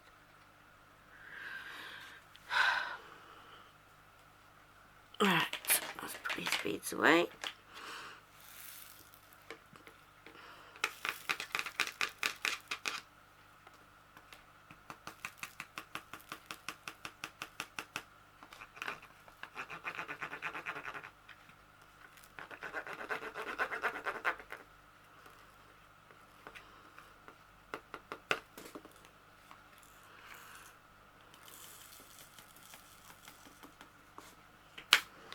Right, next we'll do, it's like a little triangle in the corner of the square.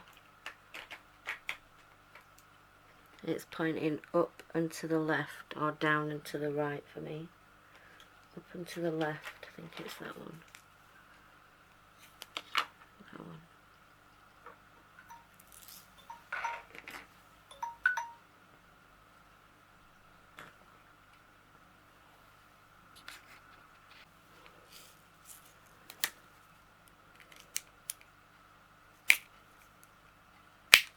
So this is 451.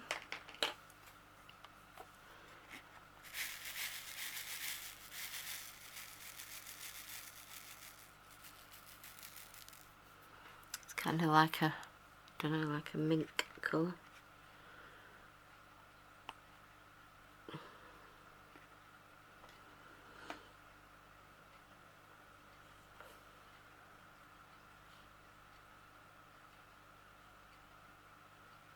See the green, a white dot there.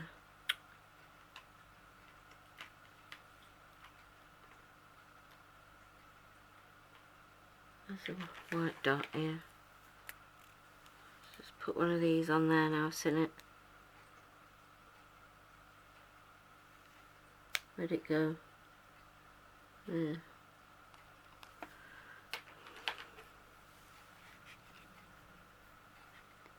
Right, down to the right.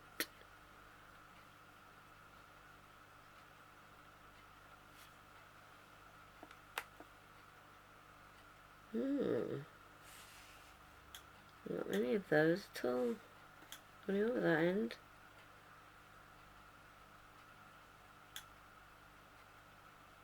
No, that's it. I put on about 2.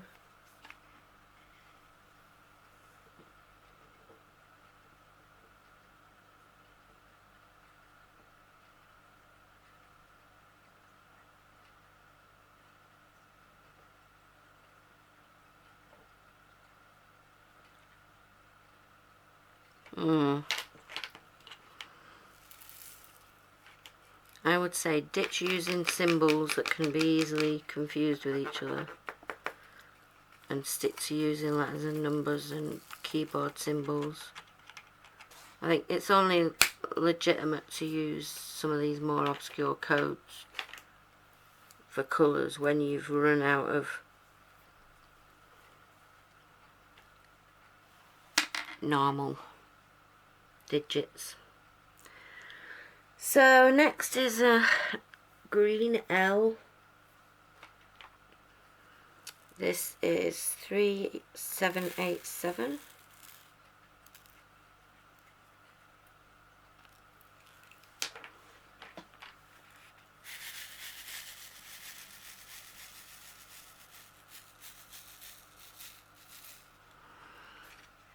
Right, so L.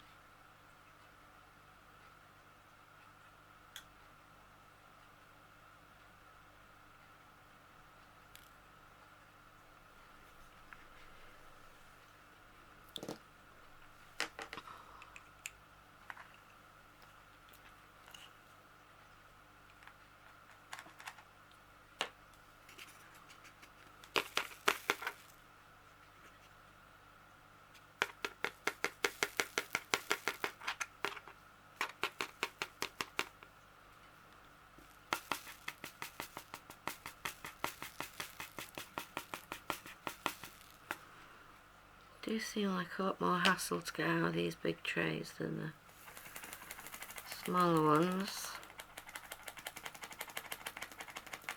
Maybe just because I haven't handled it very much yet. Sure, like most things, we get used to it, don't we?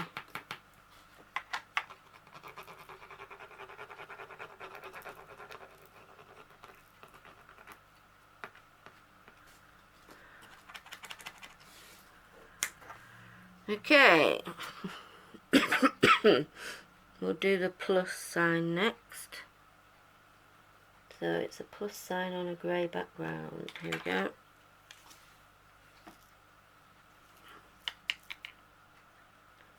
That looks like it. 3860.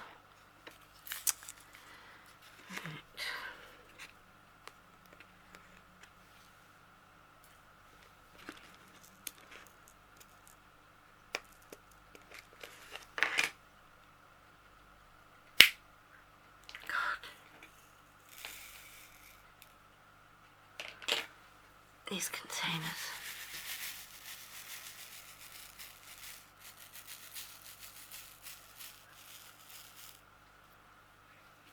Plus sign. Okay, plus sign, come to me.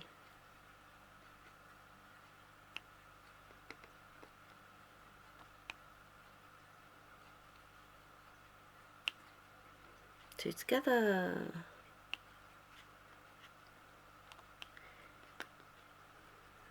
Next door but one neighbours. Lives on his own. Nope, lives on his own.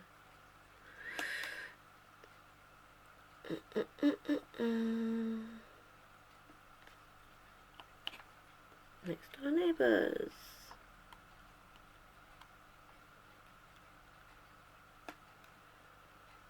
There's a couple over here.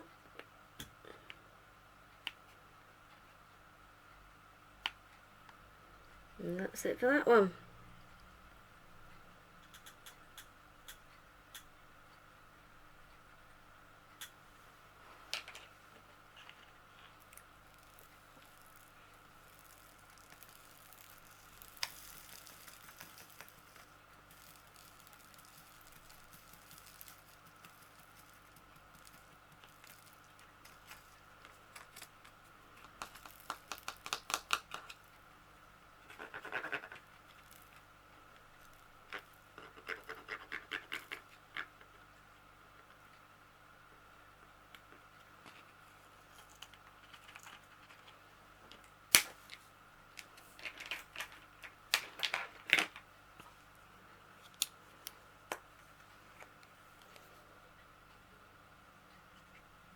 Just noticed a percent sign that I missed.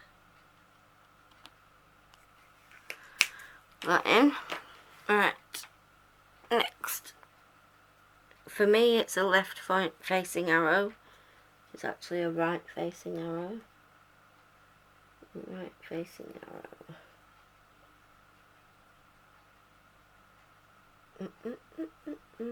Sure, I just had it.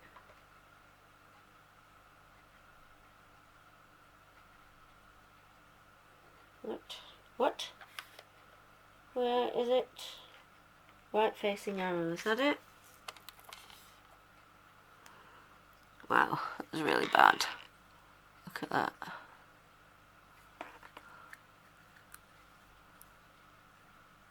Oh, it's not going to zoom in, is it?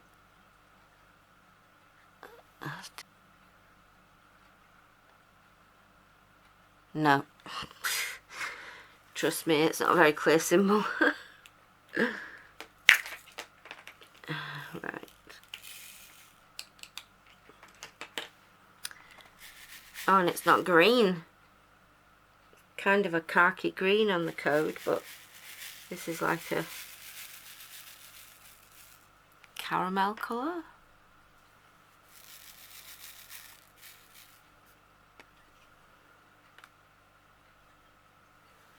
This is definitely the right one, isn't it?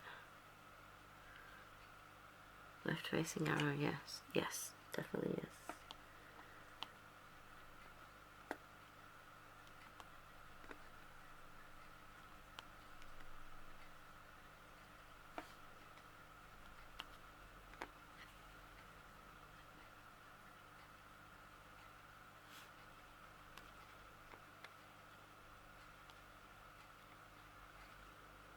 So far the beads have been good.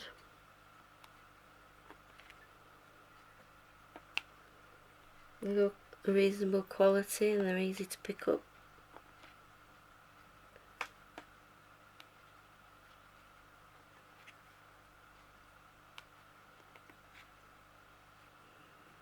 Obviously not gone through all the colours yet, but the ones that I've had, I've not had any holes in or anything. Is that what I'm doing? Am I doing the right facing arrow? Or a left facing arrow? I forgot now. Left facing arrow, right. So not you guys. Left facing. Oh, there's one there. Left facing arrow, left facing arrow, left facing arrow. Okay. Yeah, when you're attacking a canvas from above, having the same symbols in different orientations is really confusing, because you have to remember, right, I'm upside down, so it has to be the opposite. Whereas if it was a letter or a number, your brain would automatically correct it, I guess, unless you've got dyslexia maybe.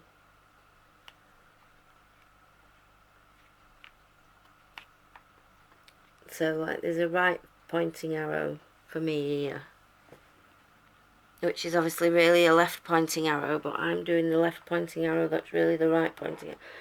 Yeah, it's stick to letters and numbers and keyboard symbols, it'd be right.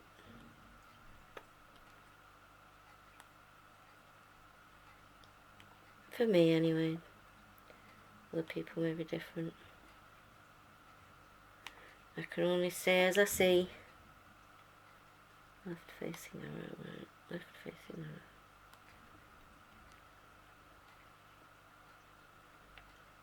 Left facing arrow.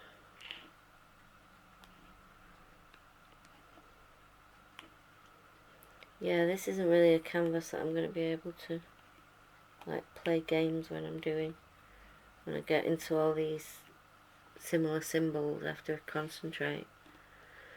Right, left facing arrow. Oh, there's one there. Any more left facing arrow. Left facing arrow. Oh, there's two there.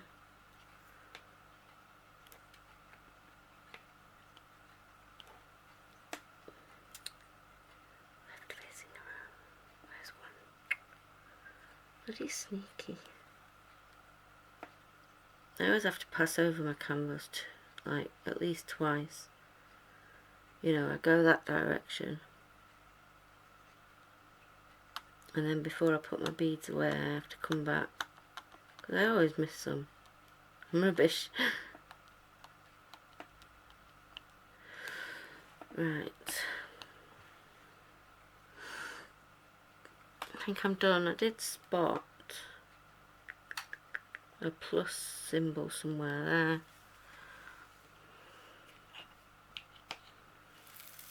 That I missed with my last colour.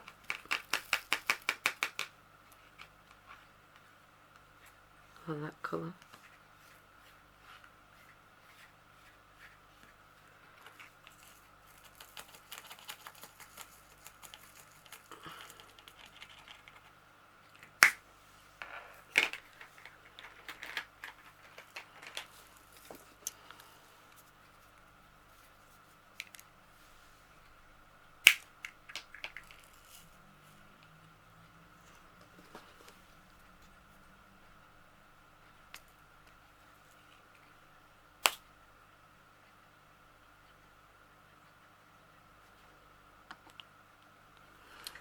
Right, next colour will be up or down for me. Up facing arrow, up facing arrow. Up facing arrow.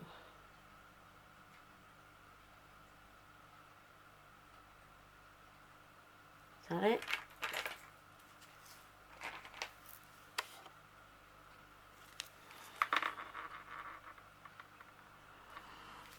So 3772.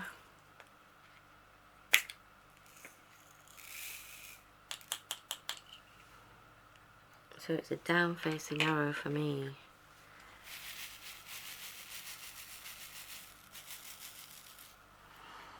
Down facing arrow. Right. Down.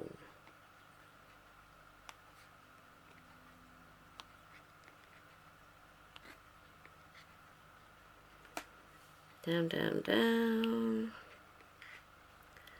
Down, down, down. Diggity down. Down, down, deeper and down. Down, down. Bit status quo there.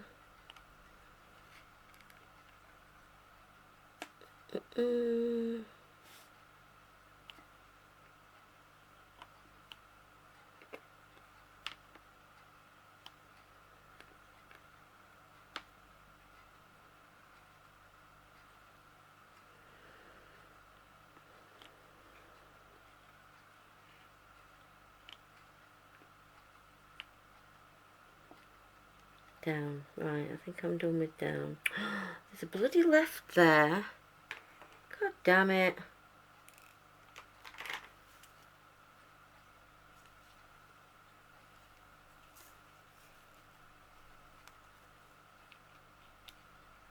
Sneaky little thing.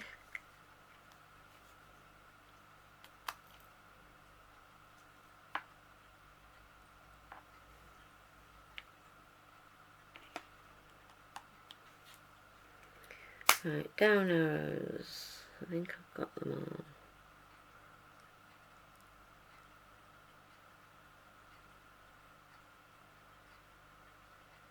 Yep. Okay. Let's put these away.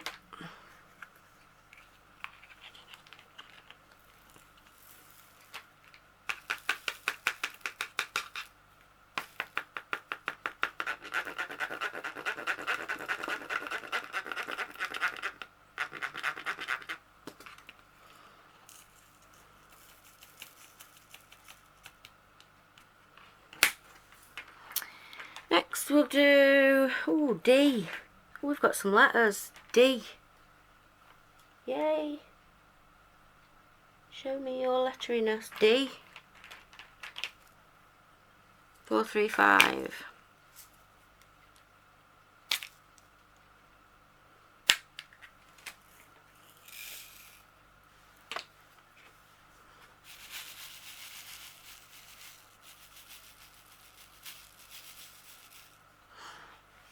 D. Okay.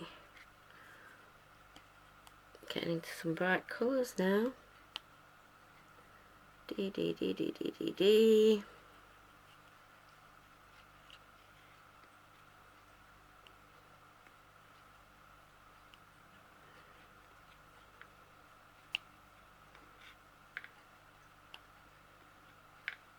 Ooh, I've got a run of them here.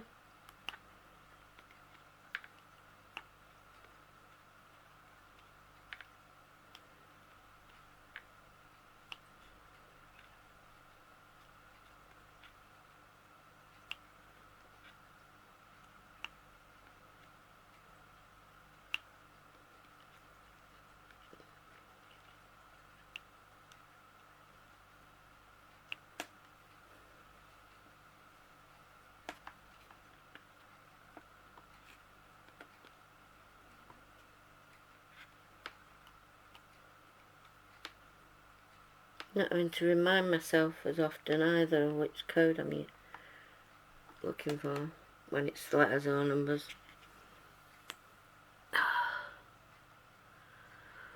Right, that's D done.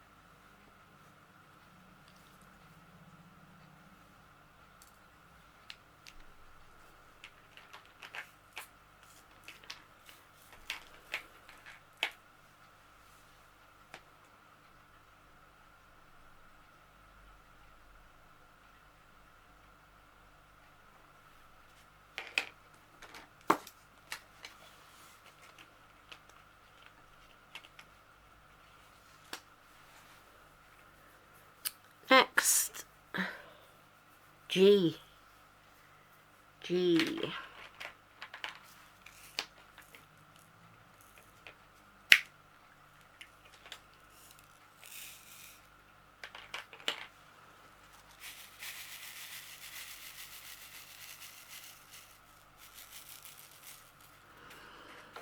G, G, G.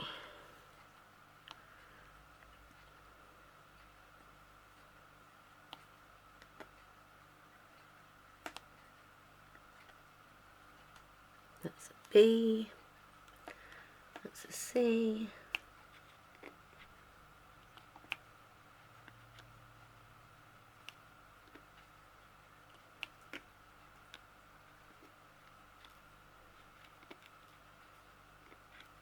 Oh, I might need a refill of sticky in my pen.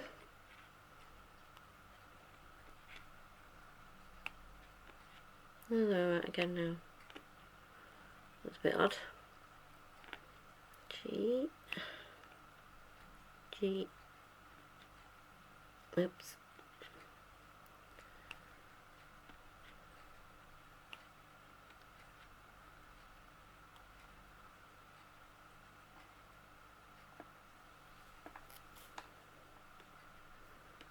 G. G. G. G. Oh, I can hear the baby crying next door. G's all done. Looks like it. Okay. So the next one we'll do will be B, I think.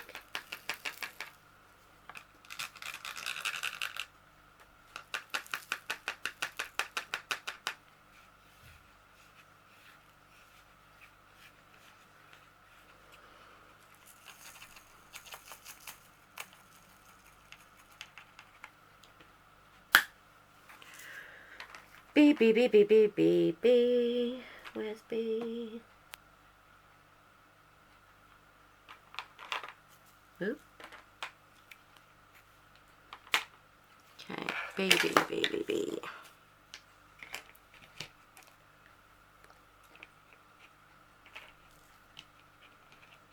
God damn it.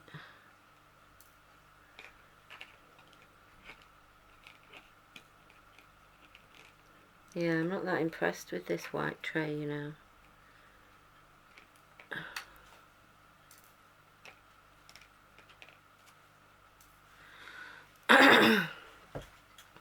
The surface of it is good, but pouring stuff back into the containers is a bit of a pain.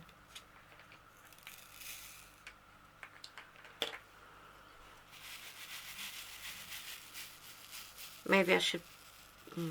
still pouring it though. I was going to say maybe I should just pour out of here into one of the smaller white ones and then into the container, but then you're doubling the time. And you've still got to pour it out through this spout anyway, so... B, B. Ooh, there's quite a few B's here. B for book.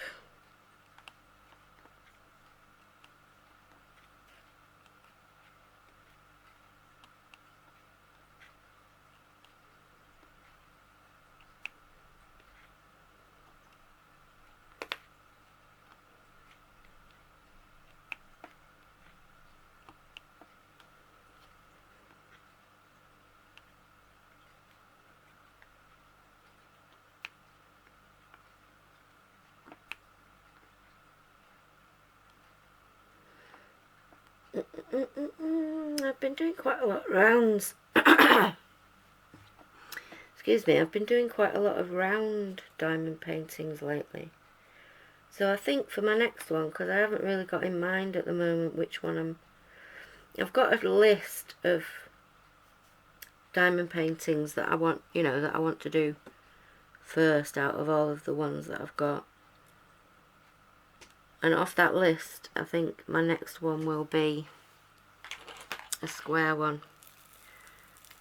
Because I've done 2 or 3 rounds. Is this my second or third?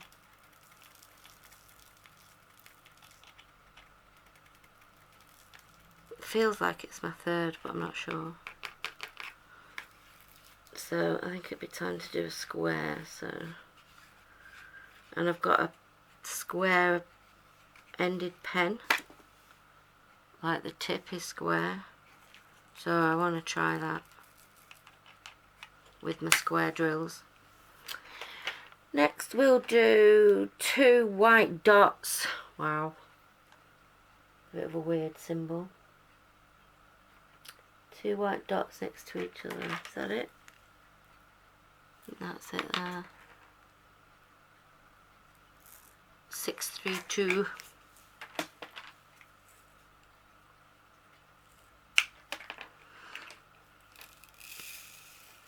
Ooh, there's a lot of beads in there.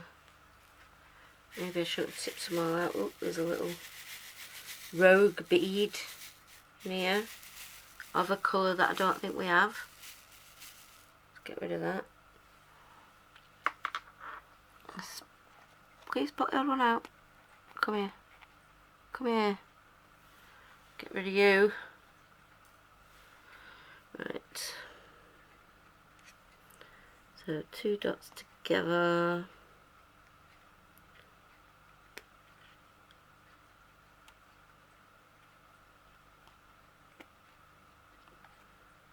Here we go. Whoops. Come on, sticky. Don't let me down.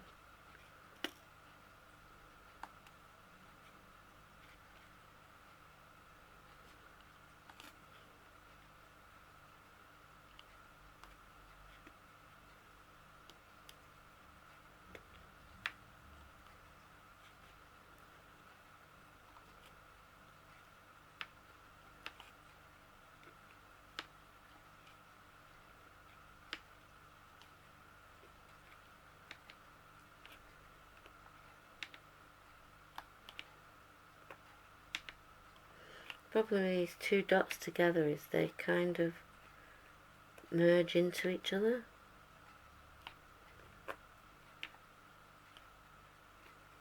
Now luckily I haven't come across anything that looks like they could be mistaken for them, but it's not the clearest of symbol choices.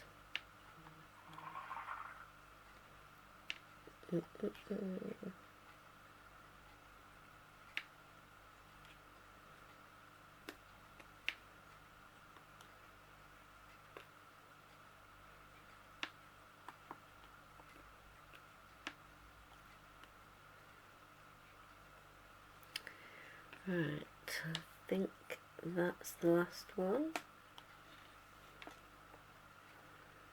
2 dots together, 2 dots together, 2 dots together.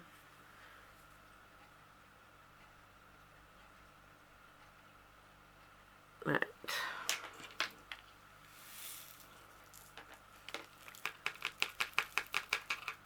Yeah, there's a lot of these. I shouldn't have taken all these out of here. That's the trouble with a big tray. The temptation is to dump loads on it, when actually there weren't that many that I needed to put on the canvas.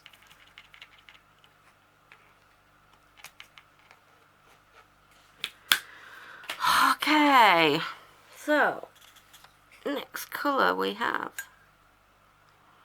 My tea's gone cold again. God damn it. Right, right facing arrow, which is left facing arrow. So left facing arrow, left facing arrow.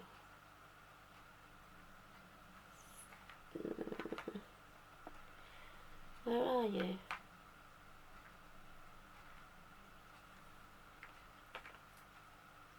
There it is. Left facing arrow, which is right facing arrow for me, 839. 839.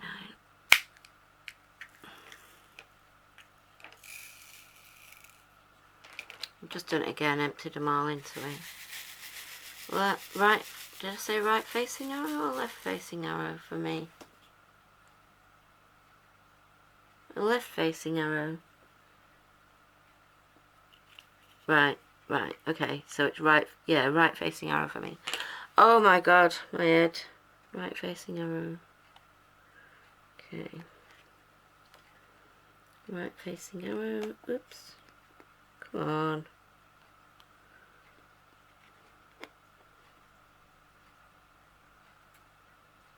Oh, there's been left facing arrows there. I've already done them.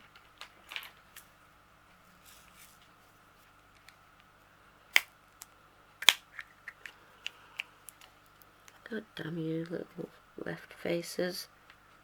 Hid from me the first two sweeps I did.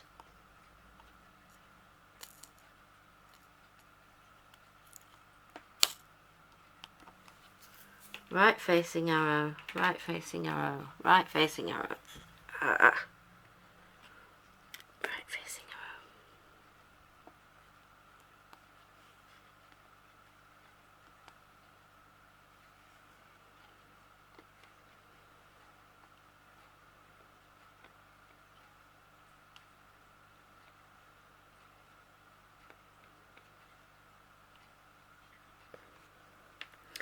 Yeah, I love the midway point of a painting with symbols like this because of the way I work. I haven't done any H's yet. Where have you come from? Cheek.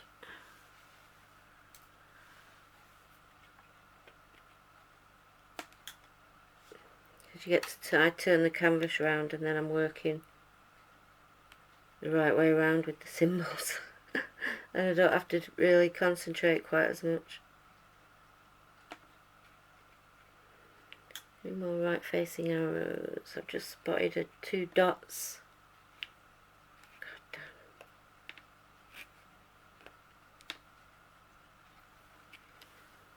Come here, two dots.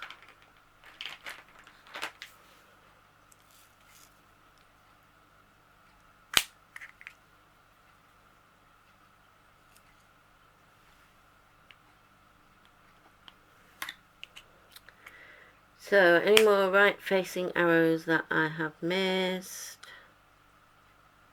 Tell me if you spot any. If you've got your magnifying lenses on while you're watching the video. Right, these can go away.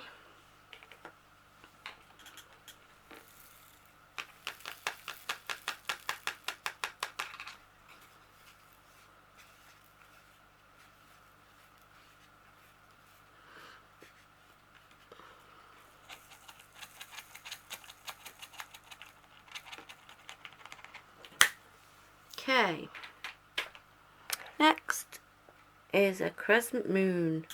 Do the crescent moon. Crescent moon.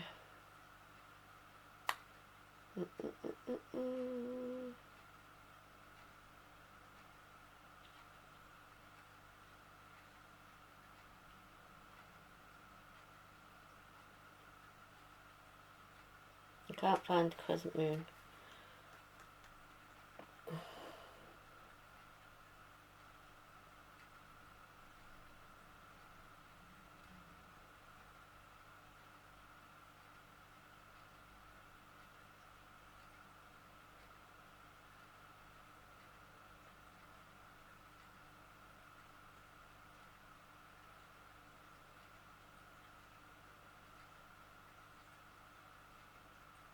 What number is it? 3857.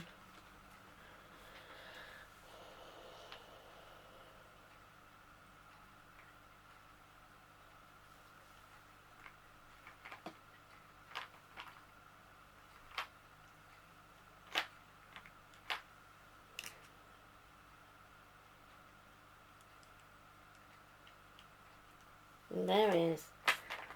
Wow, that looked like a more than symbol when I was trying to find it in the box. Right. Crescent moon.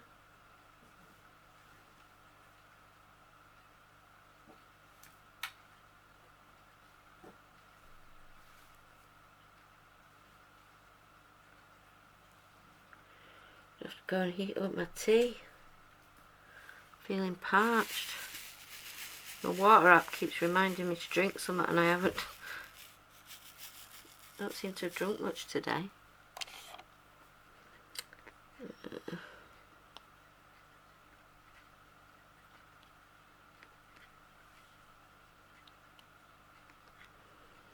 I'm not far off being finished with this, so there's another double dot one there.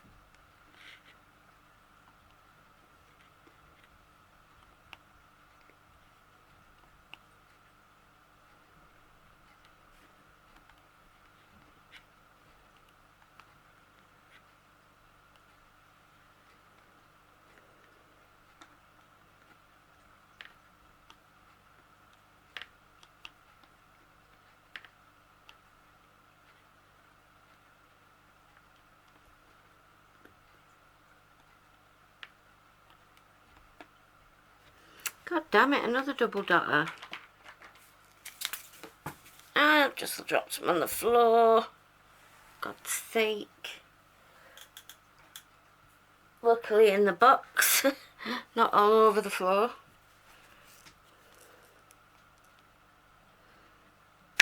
Come on.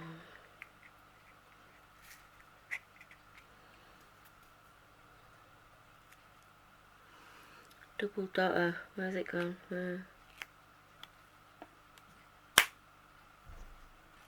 Right. Crescent moon I'm doing, aren't I? Crescent moon. Does anybody remember the advert? Full moon, half moon, total eclipse. Jaffa Cakes advert.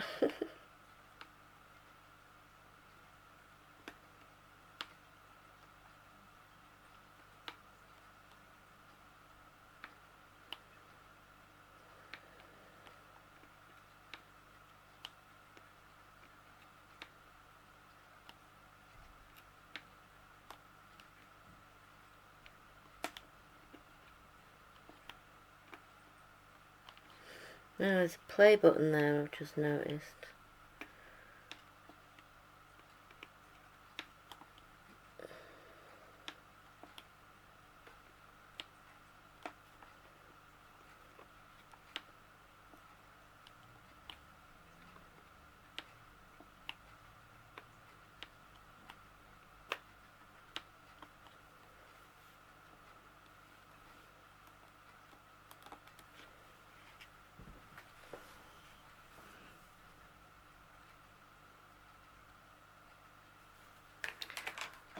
Does this flipping bead keep falling off? Because I keep finding these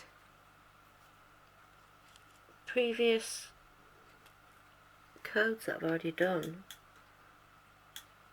without beads on.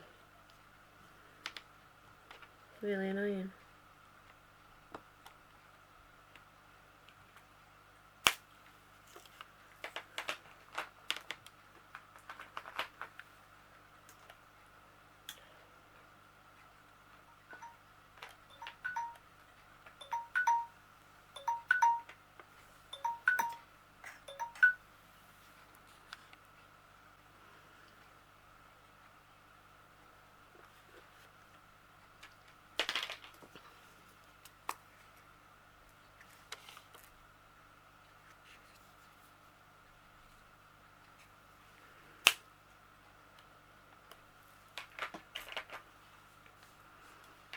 Right, so this was a crescent moon and I've finished with the crescent moon, I believe.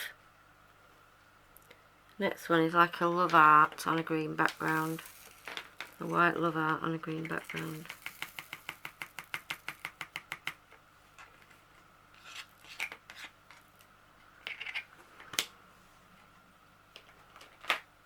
Love that on a green background.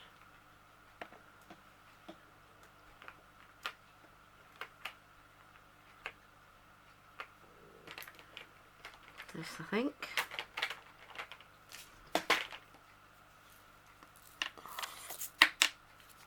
That one.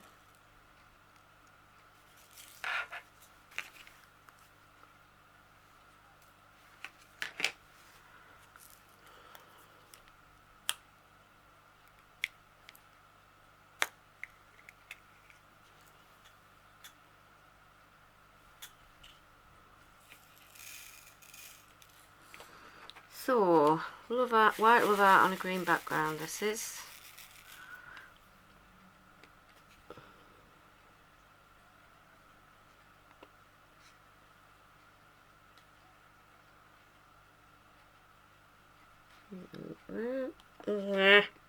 No bead.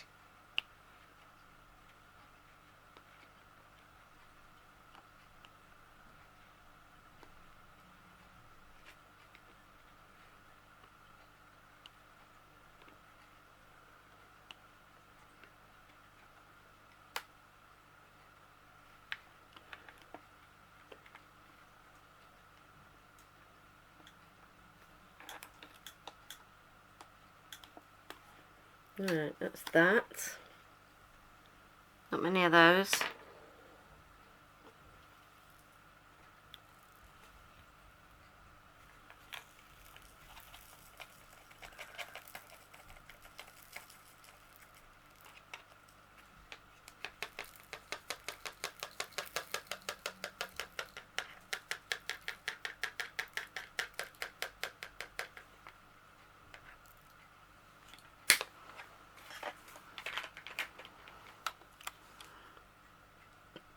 Right, it's down and right arrow. Down and right. Down and right.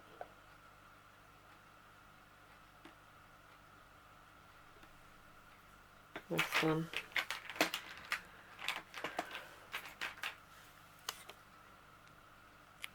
Down and right. But to me, no, it's, hang on.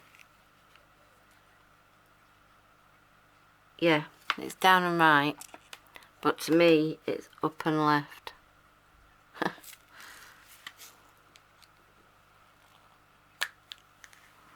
So, up and left.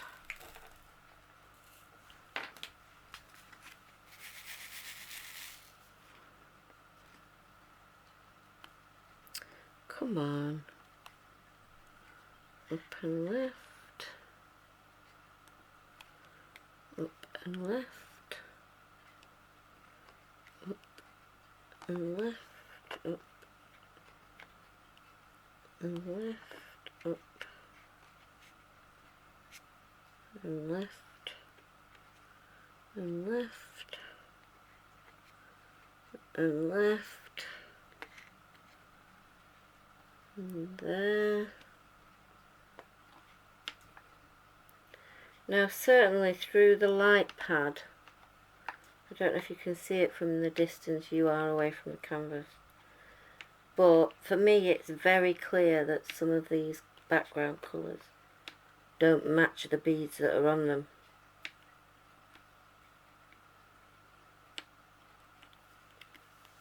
But it may well be that, like here, you know, because it's a lighter background than the bead, it looks like there's big gaps, whereas here it doesn't, but it's the same gaps. And that's because the colour of the canvas behind the bead doesn't match the bead that's on top of it. So that could affect the aesthetics of the picture, but we'll see when we're finished.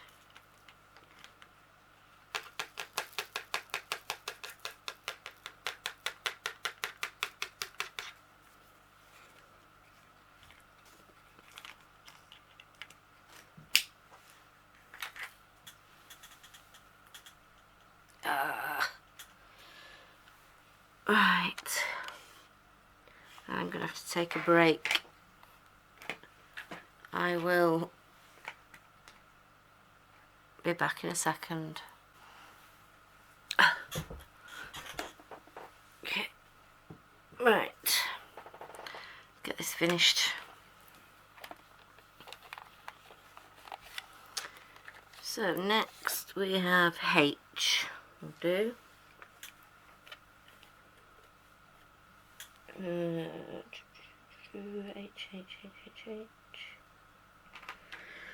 There it is.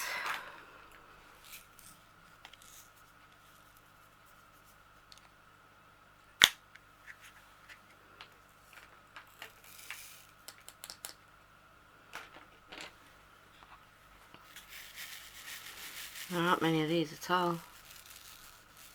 That's all the beads I've got for that colour.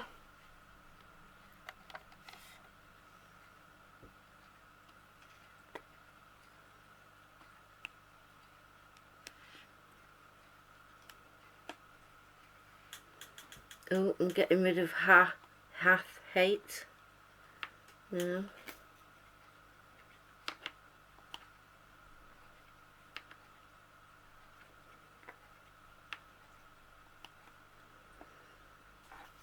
Okay, that's it for H's.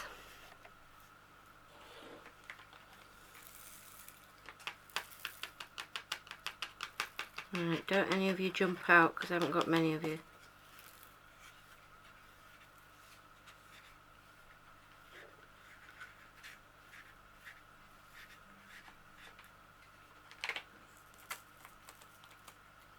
Come on.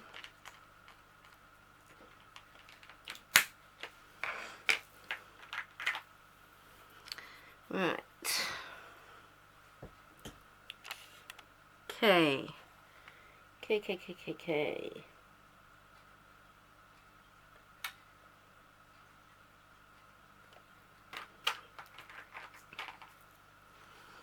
5, 2, 4.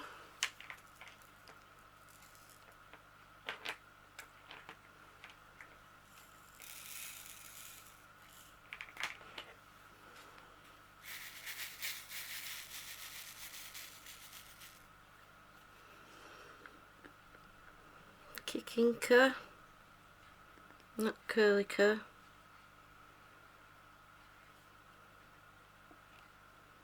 That's it. 2.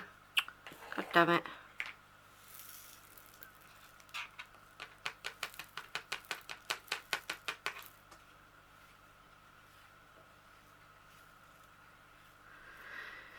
Yeah, I think the ridges on this large tray are too close together.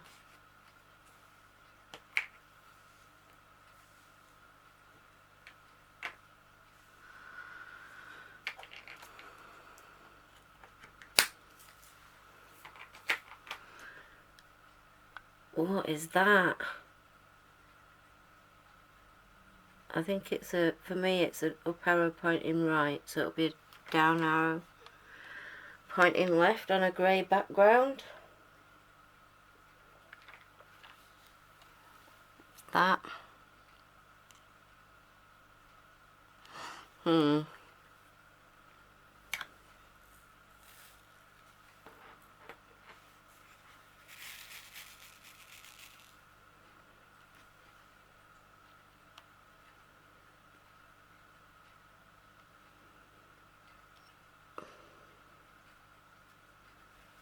Which way around is it?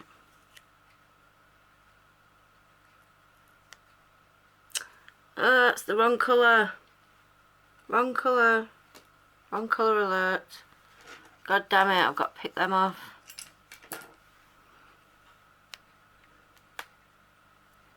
Do I? Hold on a minute. No, I don't. It is right. Oh my god, these symbols are driving me mad. So up and to the right, because it's down and to the left. Oh my god.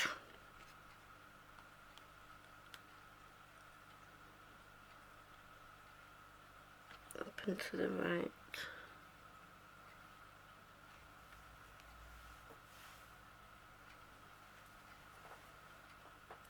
Up and to the right.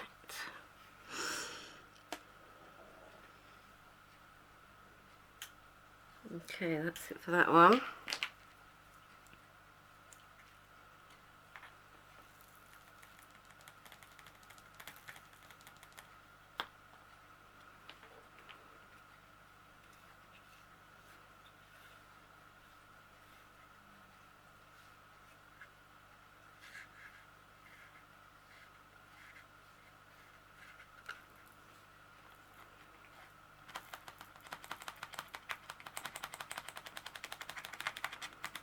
Yeah, I think I might stick with my small white trays. Just use this big one when I've got a large amount of that code on the canvas, because for the smaller amounts it's annoying. Right, so now I'm going up and to the left, up and to the left, up and to the left.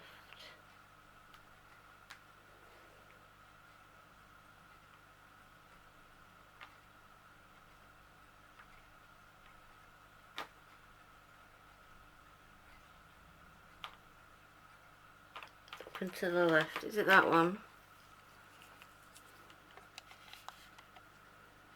Yeah, right, so it's down and to the right for me, 451.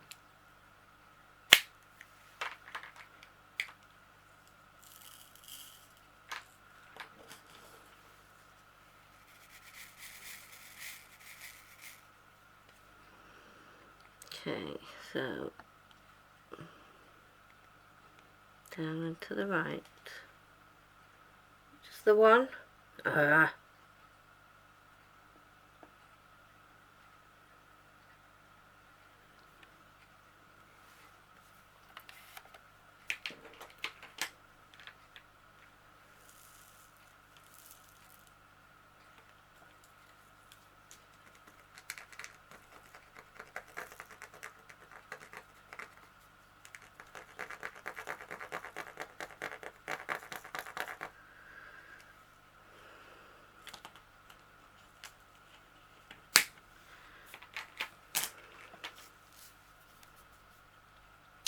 I've just spotted a plus sign that I missed earlier on.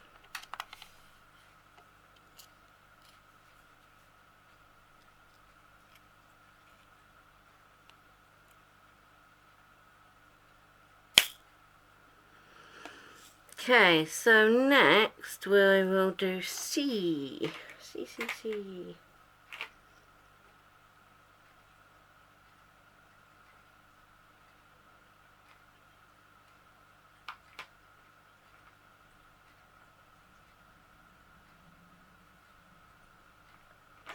That's G. Where's C?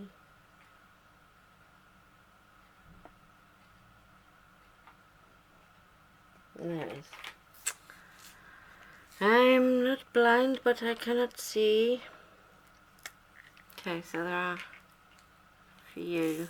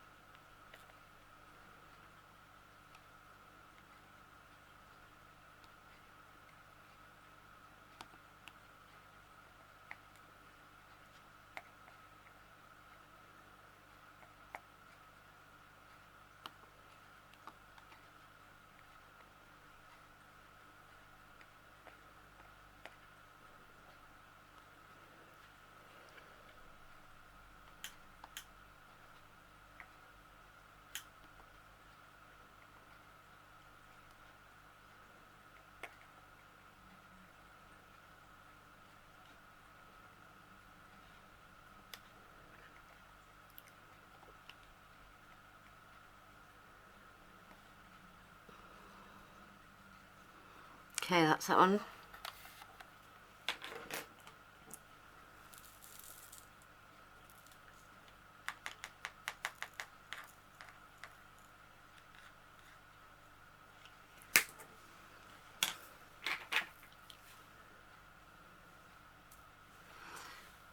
So next is an L. Green L, there we go. 3787.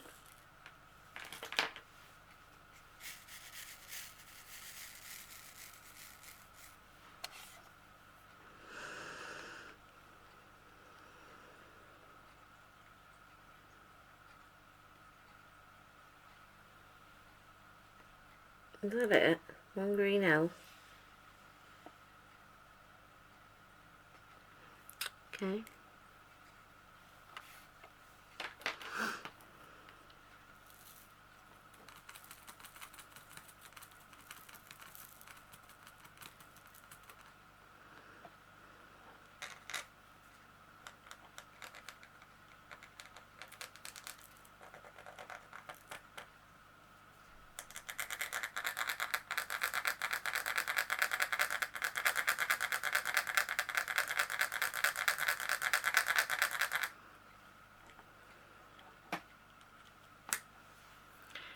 Must be the drills, they're not going in as easily with the small white tray either. Right, play button to the left on a green background. Play button to the left on a green background.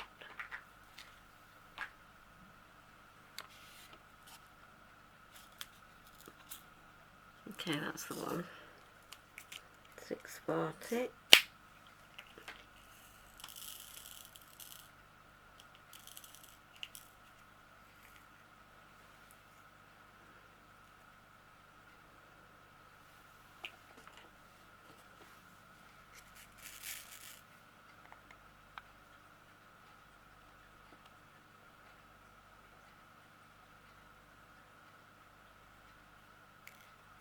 It's one of those.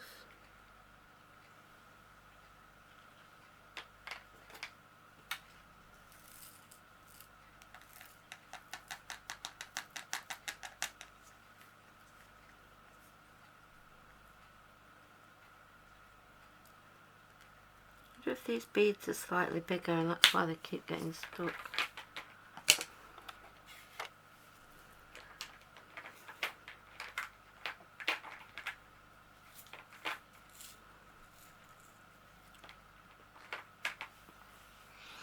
Right, we will do, to me it's a T, so like an upside down T.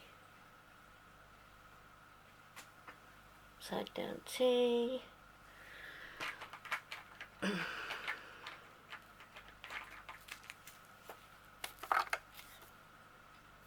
815.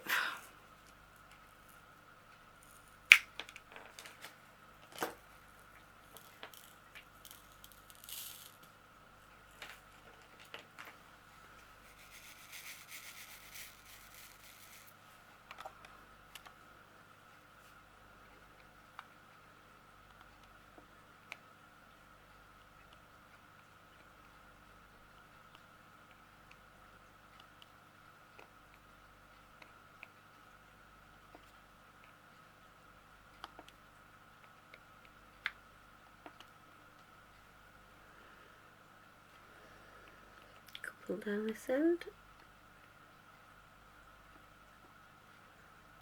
Okay.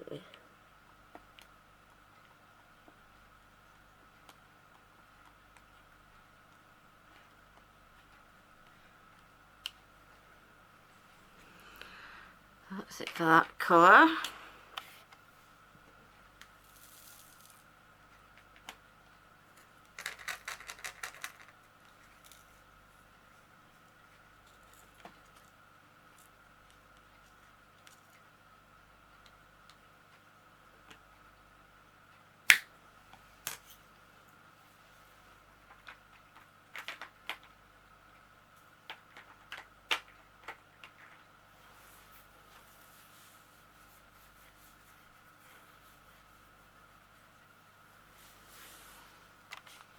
Right, we're going to do this white flash across an orange background now, which is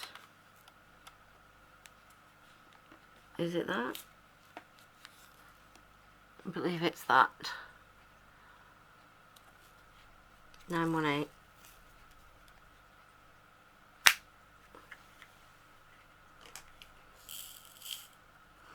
Oh, these were the staticky ones.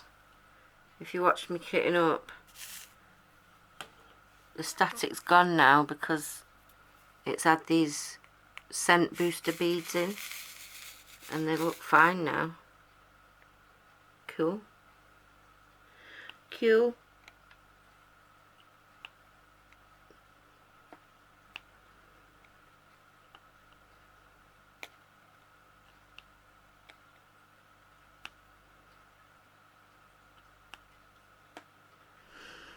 Any more? Go on there. We've got a rogue bead in there. Rogue bead. Oop, tear that out.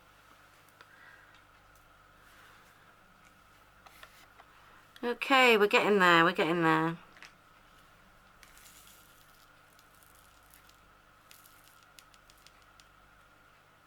I wonder if that's what's wrong with the others, because these have slid in really nicely. Maybe I should put scent boosters in the other colours as well, even though they didn't seem staticky when I brought them out the bag. Right, so an upward facing arrow next. Upward facing arrow. Up arrow.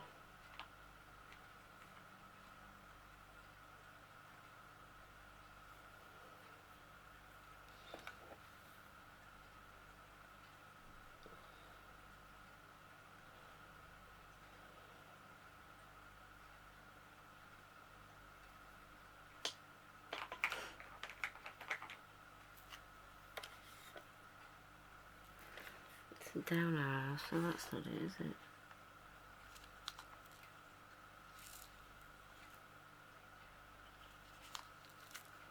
Oh, up arrow. I've got an up arrow there and I've got an up arrow in my hand, so let's do that. Up to me, down to you.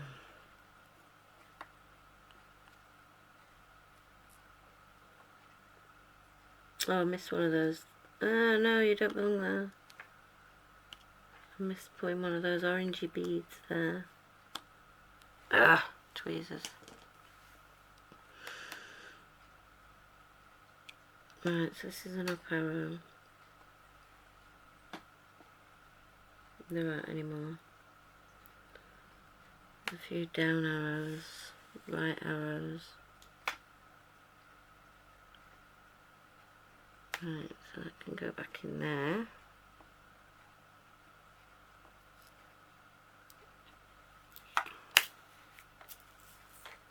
I need this one back, because in there, why am I using my tweezers? There. Okay, so we're looking for up arrow. Still not found the up arrow.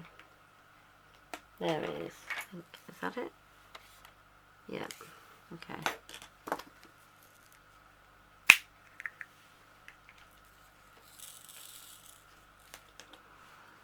So this is an up arrow for you, it's a down arrow for me.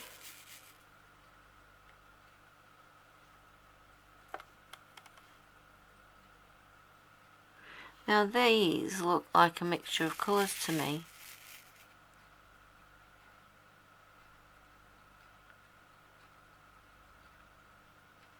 I think there's some slightly different shades in there.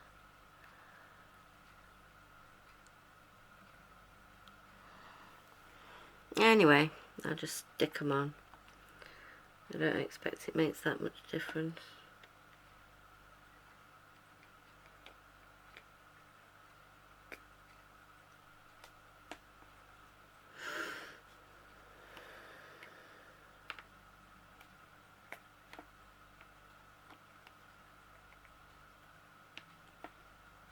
Come on.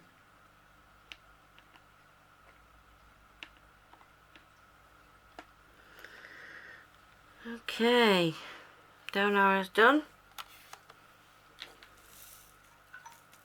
Nearly there.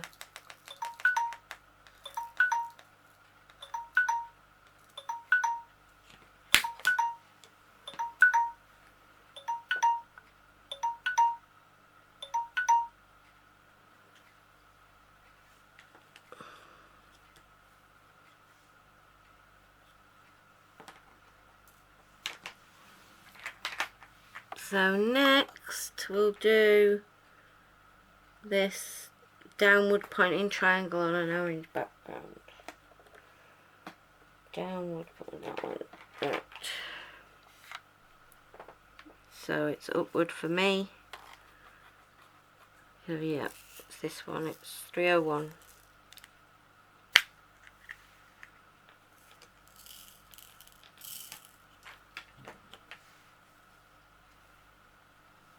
Oh, there's a white van just pulled up at the bottom of our garden. Wonder where he's going. Nah. Right.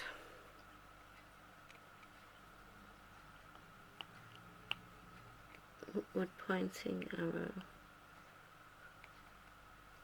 And there's also a down or an upward for you pointing arrow there. Yeah. These symbols are painful.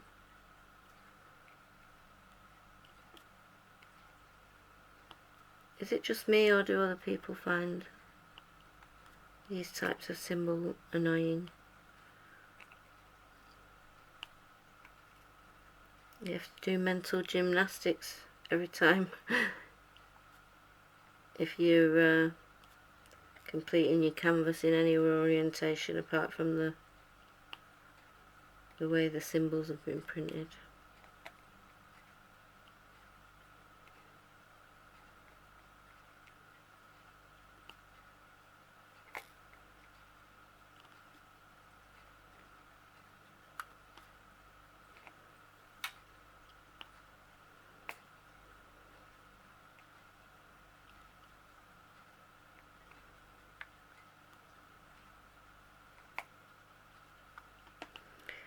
I need some painkillers bad.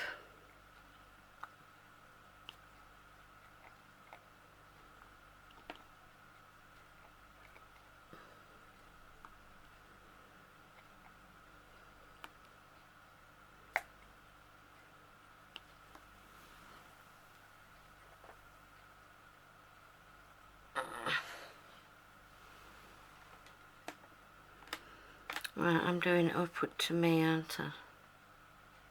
Upward to me, yeah. Right, that's that.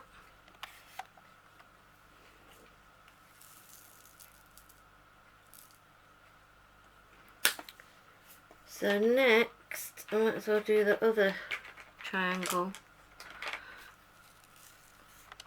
which is this one here. Hang on a minute.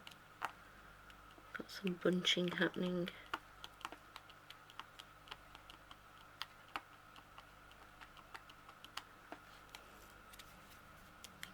Right, I need one of these, I think.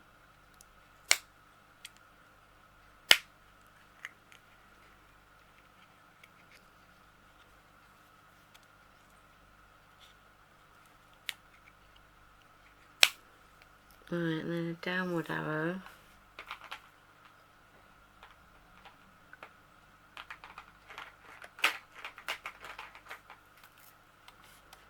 Which is 4, 3, 4.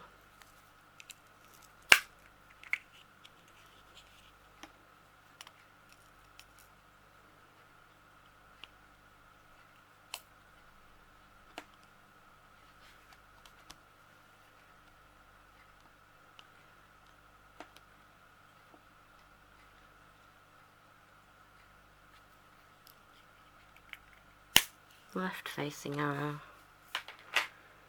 Left facing arrow.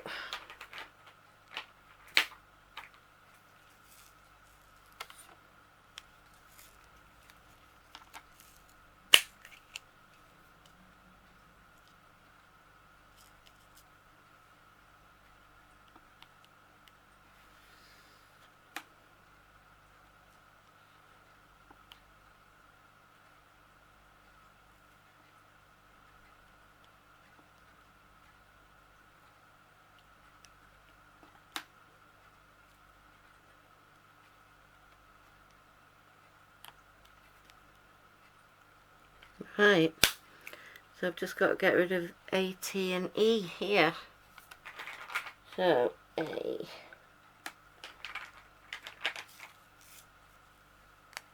Three 770 for A, is it A? Yep.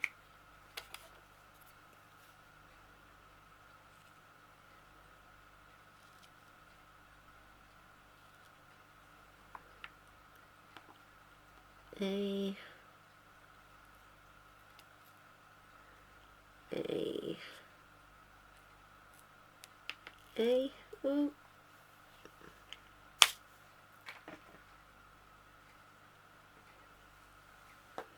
Got it.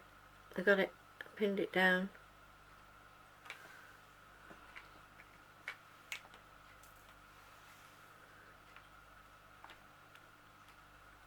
A, T and E. T and E.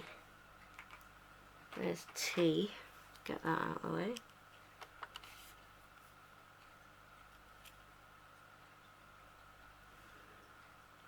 T.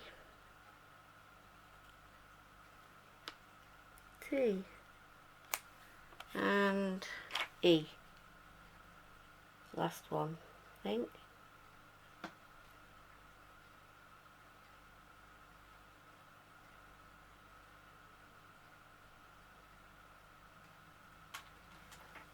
Is it an E or an F?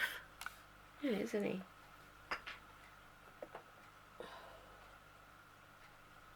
No, it's 453.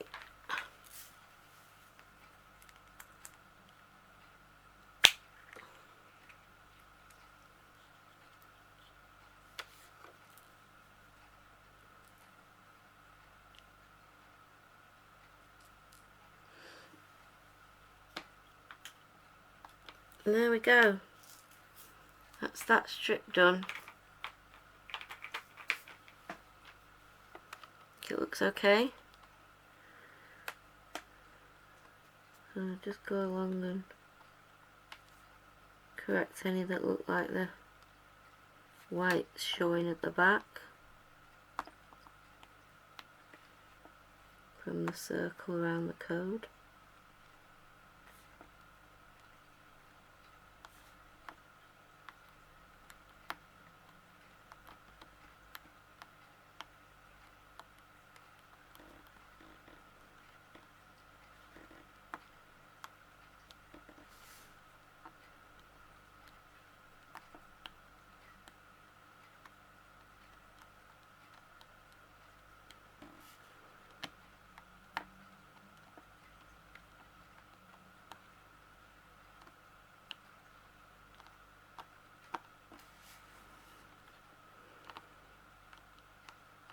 There's more of an issue on the darker colours.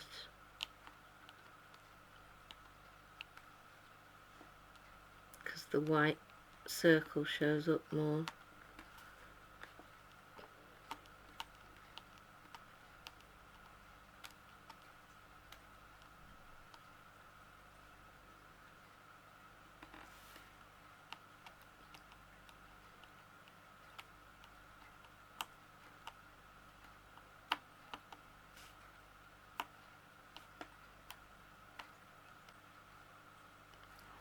I don't know what happened there. The camera went off for some reason. So I'm not sure if you saw me finishing that. If you didn't, what I've done is I've gone across the area that I've drilled and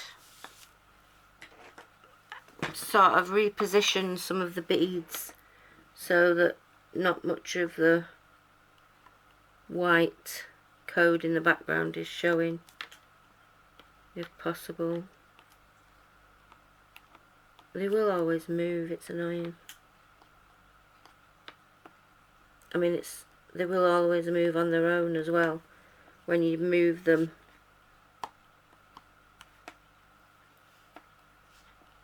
They sometimes move back. Like, nope, you put me there, that's where I want to be now. So I just look at all the beads that might need a little bit of a tweak.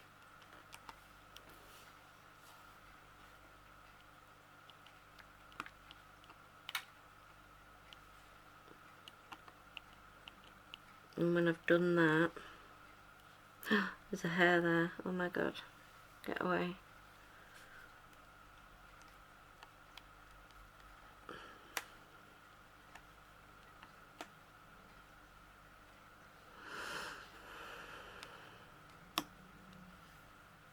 Okay.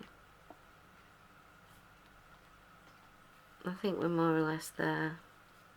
Let me just have a little sit back a minute.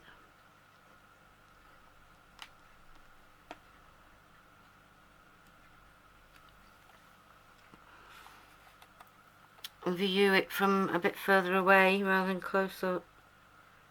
Sometimes you see things further away that you don't see close up. So, I think that's all good. And now I need to pack up because my husband will be home in a couple of hours. So I have to clear the decks,